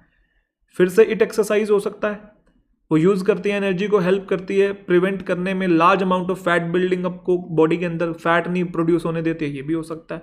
एक्सरसाइज इंक्रीज कर सकती है फिटनेस 3 तरीकों से, ये भी हो सकता है। अरे भाई क्या चूज़ करें, कुछ और देखना पड़ेगा। तो 3 तरीके बोले हैं ना, तो कोई 3 तरीके बताए हैं क्या? हाँ, 3 तरीके बताए तो हैं। एक्सरसाइज जो इंक्रीज कर सकती है आपकी फिटनेस 3 तरीकों से, वो इम्प्रूव कर सकती है आपकी स्ट्रेंथ को, make your body more flexible, देखो स्ट्रेंथ इंप्रूव कर सकती है, बॉडी को फ्लेक्सिबल बना सकती है, और स्प्रेन से आप कम सफ़र करो वो कर सकती है। तो 3 चीज़ें होगी ना यहाँ पे, तो मतलब SP का पेयर है। पहले तो SP का पेयर ढूंढेंगे, पहले वाले में है, दूसरे वाले में है, इधर नहीं है और इधर नहीं है, तो या तो A या तो B। अब उसके बाद और कुछ पेयर आपको दिख रहा है? अच्छा, आपने एक चीज़ नोट करी कि इम्प्रूव और ऑल्सो लिखा हुआ है, तो ऑल्सो का मतलब होता है भी, और ये बाद में आएगा ना। पहले जनरल इंप्रूवमेंट की बात करोगे, बाद में बोलोगे ऑल्सो इम्प्रूव। पहले कोई एक चीज़ इंप्रूव करती होगी, फिर बोलोगे ये भी इम्प्रूव करती है। तो मतलब पहले P आना चाहिए, फिर Q आना चाहिए, मतलब P के बाद यहाँ Q आएगा। ध्यान से देखो ना कि वो इंप्रूव करती है स्ट्रेंथ और इन चीज़ों को इंप्रूव करती है। It can also improve your endurance, endurance भी बढ़ाती है। तो पहले जनरली कुछ इंप्रूव करेंगे, फिर बोलेंगे ये भी होता है। तो SPQ ढूंढ लो भाई, SPQ कहाँ है? ये रहा, ऊपर नहीं था, तो A ऑप्शन पे काटा मार दिया, B आपका आंसर। अगला क्वेश्चन बना लिया, चलिए जी आंसर मैच करते हैं। आंसर है QSRP। चलिए समझते हैं इसके अंदर क्या है। पहला पढ़ेंगे, on increasing the temperature of solid, solid का टेम्परेचर बढ़ाने से जो काइनेटिक एनर्जी है पार्टिकल्स की वो भी इंक्रीज होती है। काइनेटिक एनर्जी मेन पॉइंट है यहाँ पे, काइनेटिक एनर्जी और टेम्परेचर जो सॉलिड का बढ़ा रहे हैं उस वो मेन पॉइंट है, की पॉइंट है। P में बोल रहा है, पहले P को देखते हैं। एक स्टेज आ जाती है जब सॉलिड जो है पिघल जाता है और कन्वर्ट हो जाता है लिक्विड में, सीधा। पहले और कुछ तो बताओ, काइनेटिक एनर्जी इंक्रीज होती है तो क्या होता है? सीधा एक स्टेज आ जाती है कि सॉलिड पिघल के कन्वर्ट हो जाता है लिक्विड में, गलत है, नहीं हो सकता। Due to increase in kinetic energy, हाँ सही बात है, यहाँ पे भी इंक्रीज बोला है, काइनेटिक बोला है, इधर भी काइनेटिक बोला है, इंक्रीज बोला है कि भाई काइनेटिक एनर्जी पार्टिकल की इंक्रीज होती है, और फिर इंक्रीज होने से क्या होता है? पार्टिकल्स जो है वाइब्रेट करना शुरू कर देते हैं ग्रेटर स्पीड पे। क्यों हो सकता है? ऐसा हो सकता है, sorry R, particles leave their fix position. अरे पहले काइनेटिक एनर्जी बताओगे ना कि भाई काइनेटिक एनर्जी इंक्रीज होने से होता क्या है, सीधा बोल दोगे पहले पार्टिकल्स वाइब्रेट करेंगे तभी तो फिक्स पोजीशन को लीव करेंगे, ये बाद में आना चाहिए आर, S1 के तुरंत बाद नहीं आ सकता। अच्छा, एस में क्या बोल रहा है, एनर्जी जो सप्लाई होती है हीट से वो पार्टिकल्स के बीच में जो अट्रैक्शन की फोर्सेस होती है उसको ओवरकम कर देती है, उसको तोड़ के आगे निकल जाती है। हीट जो है वो पार्टिकल्स के बीच में जो अट्रैक्शन की फोर्स होती है उसे तोड़ के आगे निकल जाती है। हो सकता है क्या S1 के बाद, क्योंकि इसमें भी इंक्रीज करने की बात हुई है टेम्परेचर को, तो टेम्परेचर इंक्रीज करना मतलब हीट बढ़ना।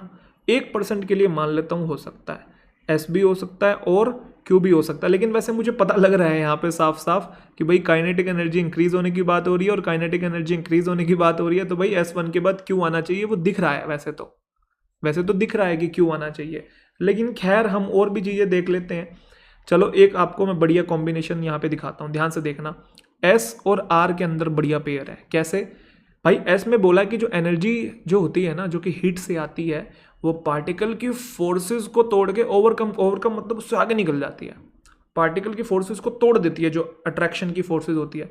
तो भाई जब अट्रैक्शन की फोर्सेस टूटेगी तो तभी तो पार्टिकल लीव करेगा अपनी फिक्स पोजीशन को और स्टार्ट कर देगा मूव करना फ्रीली।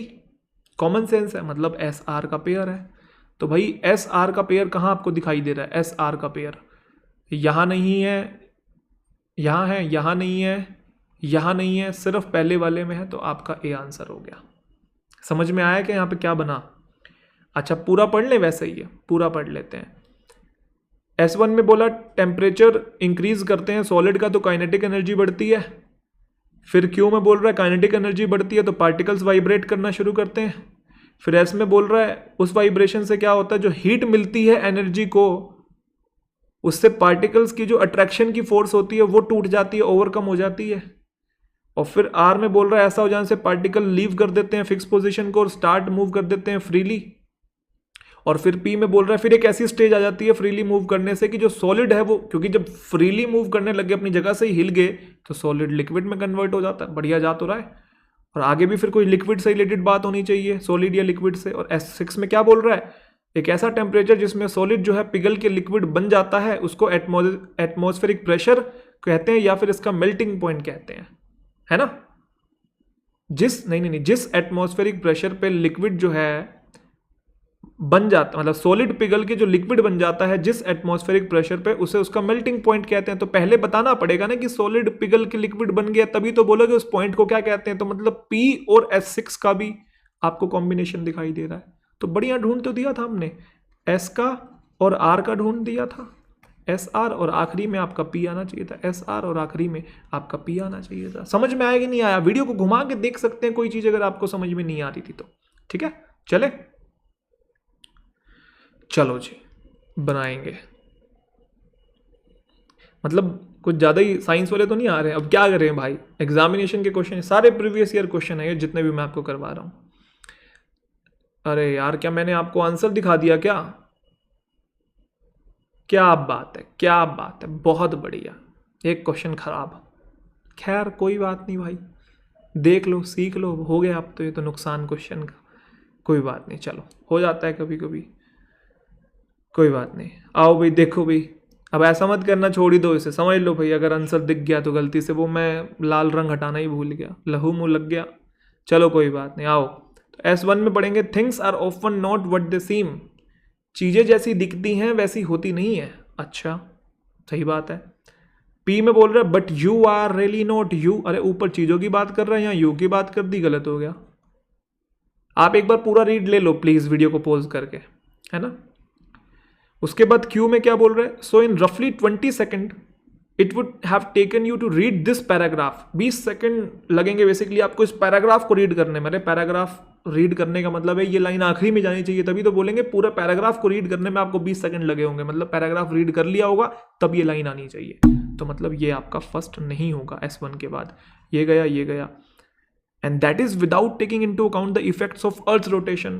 कह रहा है अर्थ जो है रोटेट कर रही है अपने एक्सिस पे, वो ऑर्बिट भी कर रही है सन के चारों तरफ, और सन की जो जर्नी है मिल्की वे गैलेक्सी की तरफ।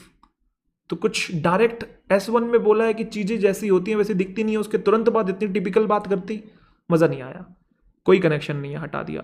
और S में बोल रहा है as you read this sentence.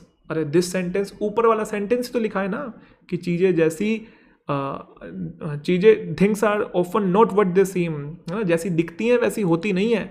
तो इसी सेंटेंस को जैसे ही आप रीड करेंगे, परहैप्स बैठे रहेंगे अपनी कंफर्टेबल चेयर में बैठ के आप इस सेंटेंस को रीड कर रहे हैं स्टडी रूम के अंदर, तो आप कंसिडर कर रहे होंगे कि आप रेस्ट पे हैं, आप बैठे हैं। तो क्या ये पेयर में जा रहा है? S1 के बाद 6, सॉरी S1 के बाद S जा रहा है, हाँ जा रहा है, तो फिर S वाला ही आपका आंसर होना चाहिए था। लेकिन लेकिन लेकिन लेकिन लेकिन क्या और हम कॉम्बिनेशन ढूंढ सकते हैं? आ जाओ। अब S1 के बाद 6 तो चला गया क्योंकि S1 में एक सेंटेंस था, उसी को दिस सेंटेंस करके रेफर किया है। लेकिन आप ध्यान से देखो, S के बाद P का भी पेयर है। कैसे? इसने बोला जैसे आप ये सेंटेंस रीड करेंगे, परहैप्स शायद आप बैठे होंगे अपनी कंफर्टेबल चेयर में स्टडी रूम के अंदर और आप सोच रहे होंगे आप रेस्ट पे हैं, लेकिन आप रियली रेस्ट पे नहीं है। You are really not. आपको लग रहा होगा आप हैं, लेकिन है नहीं। उसी बात को एलैबोरेट किया होगा कि चीज़ें जैसी दिखती हैं वैसी होती नहीं है। तो क्या S के बाद P नहीं जाना चाहिए? जाना चाहिए। देखो S के बाद P जा रहा है। पूरा पढ़ लेते हैं आगे फिर क्या बोल रहा है। क्योंकि जो मिल्की वे गैलेक्सी है ना, जिसका हम सब पार्ट है, ये मूव कर रही है स्पेस में 2.1 मिलियन किलोमीटर एन आवर, इतनी स्पीड से मूव कर रही है। फिर आर्म बोल रहा है अभी बाकी इफेक्ट्स तो आप छोड़ ही दो अर्थ की रोटेशन के, जो अपने एक्सिस पे अर्थ घूम रही है, ऑर्बिट कर रहा है सन के चारों तरफ, और सन जो और वो कर रहा है, मूव कर रहा है मिल्की वे में, इनको तो आप छोड़ ही दो भी। ये तो हमें समझ में भी नहीं आती, इतना भी जर्नी चल रही है पूरी दुनिया में, बाहर ब्रह्मांड में इतनी भी मोशन और मूवमेंट हो रही है, इनको तो आप अकाउंट में भी मत लो। अकाउंट में मत लो मतलब इनको तो आप कंसिडर भी नहीं करते हो कि ऐसा भी कुछ हो रहा है। और फिर क्यों में बोल रहा है, तो कहते हैं रफली 20 सेकेंड में आपको बस इन रफली 20 second that it would have taken you to read this paragraph, मतलब 20 सेकेंड लगे होंगे आपको इस पैराग्राफ रीड करने में। तो वही वाली लाइन आखिरी में आ गई ना कि ये जो हमने इतनी बातें करी आपको 20 सेकंड लगे होंगे, लेकिन आप थाउजेंड्स ऑफ किलोमीटर्स मूव कर गए हैं इस 20 सेकंड के अंदर, आपको पता भी नहीं लग रहा है। तो पहले बताया ना कि हम अपने आप एक्सिस पे घूम रहे हैं, सन के आसपास पृथ्वी भी ऑर्बिट कर रही है, सन मिल्की वे में ब्रह्मांड में पूरे घूम रहा है ऐसे। तो ये सारी सिचुएशन दे के फिर बोल रहा है, आपको पता भी नहीं है जितने में आपने ये पैसेज पढ़ा इतने में तो आप थाउजेंड्स ऑफ किलोमीटर्स ट्रैवल कर लिए हैं। और फिर क्यों के बाद आखिरी में बोल रहा है this happened without you even knowing it, और ये सब कुछ हो रहा है आपको पता भी नहीं लग रहा है। So imagine the changes that occur to this earth and humanity. तो बदलाव के बारे में सोच के देखिए जो इस पृथ्वी पे और मानवता में होते हैं। तो आखिरी में S6 आएगा। आई होप आपको मज़ा आया होगा, समझ में आई होंगी चीज़ें, और इंटरेस्टिंग और अच्छे लगे होंगे क्वेश्चंस, है ना, और अप्रोच आपको पता लगी होगी।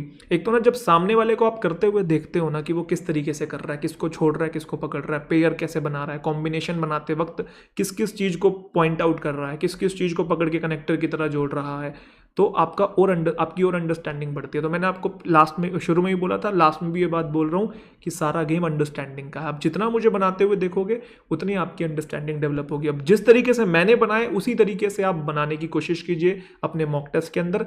इसके अलावा मैंने पैराजम्बल्स की एक दो वीडियो और बनाई हुई है। वैसे तो मैंने लेवल के हिसाब से 3-4 वीडियोज़ बनाई हुई हैं, लेकिन आपको मैं सजेस्ट करूँगा कि एक बार वो वाली वीडियोज़ भी देखें जिनमें मैंने कम से कम और भी 25-30 करवाए हैं बढ़िया लेवल के, प्रीवियस ईयर जो पैराजम्बल है वो करवाए हैं। तो मैं डिस्क्रिप्शन में वो वाली वीडियो का लिंक भी डलवा दूंगा आपको। टेलीग्राम चैनल ज्वाइन कर लीजिए आप लोग, यहाँ पे रेगुलर अपडेट आपको मिलती रहेंगी। आई होप सेशन अच्छा लगा होगा। बाकी फिर नेक्स्ट सेशन में आपके साथ मुलाकात करेंगे। अपना ध्यान रखिए, तब तक के लिए बहुत बहुत शुक्रिया, बहुत बहुत प्यार। एक छोटी सी काफ़ी इंपॉर्टेंट इन्फॉर्मेशन और है कि अनअकैडमी की तरफ से आपको 25 सितंबर को एक जो स्कॉलरशिप टेस्ट है, गवर्नमेंट एग्जाम स्कॉलरशिप टेस्ट है, वो कंडक्ट करवाया जा रहा है। तो काफ़ी इंपॉर्टेंट आपके लिए टेस्ट, और ये उन सभी बच्चों के लिए जो SSC और बैंक एग्जामिनेशन के लिए प्रिपेयर कर रहे हैं।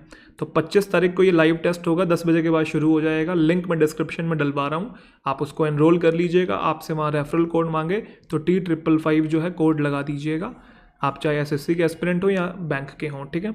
और दूसरी बात, अगर आप इसमें अच्छा परफॉर्म करते हैं तो आपको प्राइजेस में मिलेंगे यहाँ पे वर्थ ₹10 लाख बोला है। 10 लाख एक बच्चे को नहीं मिलते हैं, मतलब 10 लाख के प्राइस बेसिकली डिवाइड होते हैं। तो रैंक 1 वाले को लैपटॉप, 2 वाले को मोबाइल, और 3rd वाले को एयरपोर्ट्स, 4th वाले को वाउचर्स, 5th वाले को भी गिफ्ट वाउचर्स। तो ऐसे कुछ गिफ्ट्स जो इन्होंने हैं वो करवाएंगे अगर आप अच्छा परफॉर्म करते हैं। तो गिफ्ट तो चलो वही वाली बात है कि इंसेंटिव हो जाता है, लेकिन मेन मुद्दा क्या है, टेस्ट को देना। टेस्ट के लिए आप अप्लाई करें, ठीक है। लिंक मैं डिस्क्रिप्शन में डलवा रहा हूँ, लाइव टेस्ट है, तो पूरी ईमानदारी से कोशिश करें भाई, बढ़िया परफॉर्म करें, क्या दिक्कत है ना, अपना लेवल जो है वो चेक करें। तो स्कॉलरशिप टेस्ट को आप लोग अवेल करें, सभी बच्चों ने ज्वाइन करना है इसके अंदर। T555 रेफरल कोड जो है उसे आप लोग लगा दीजिएगा एनरोल करते वक्त। चलिए जी, मिलते हैं फिर नेक्स्ट सेशन में, ध्यान रखिए, बहुत बहुत शुक्रिया।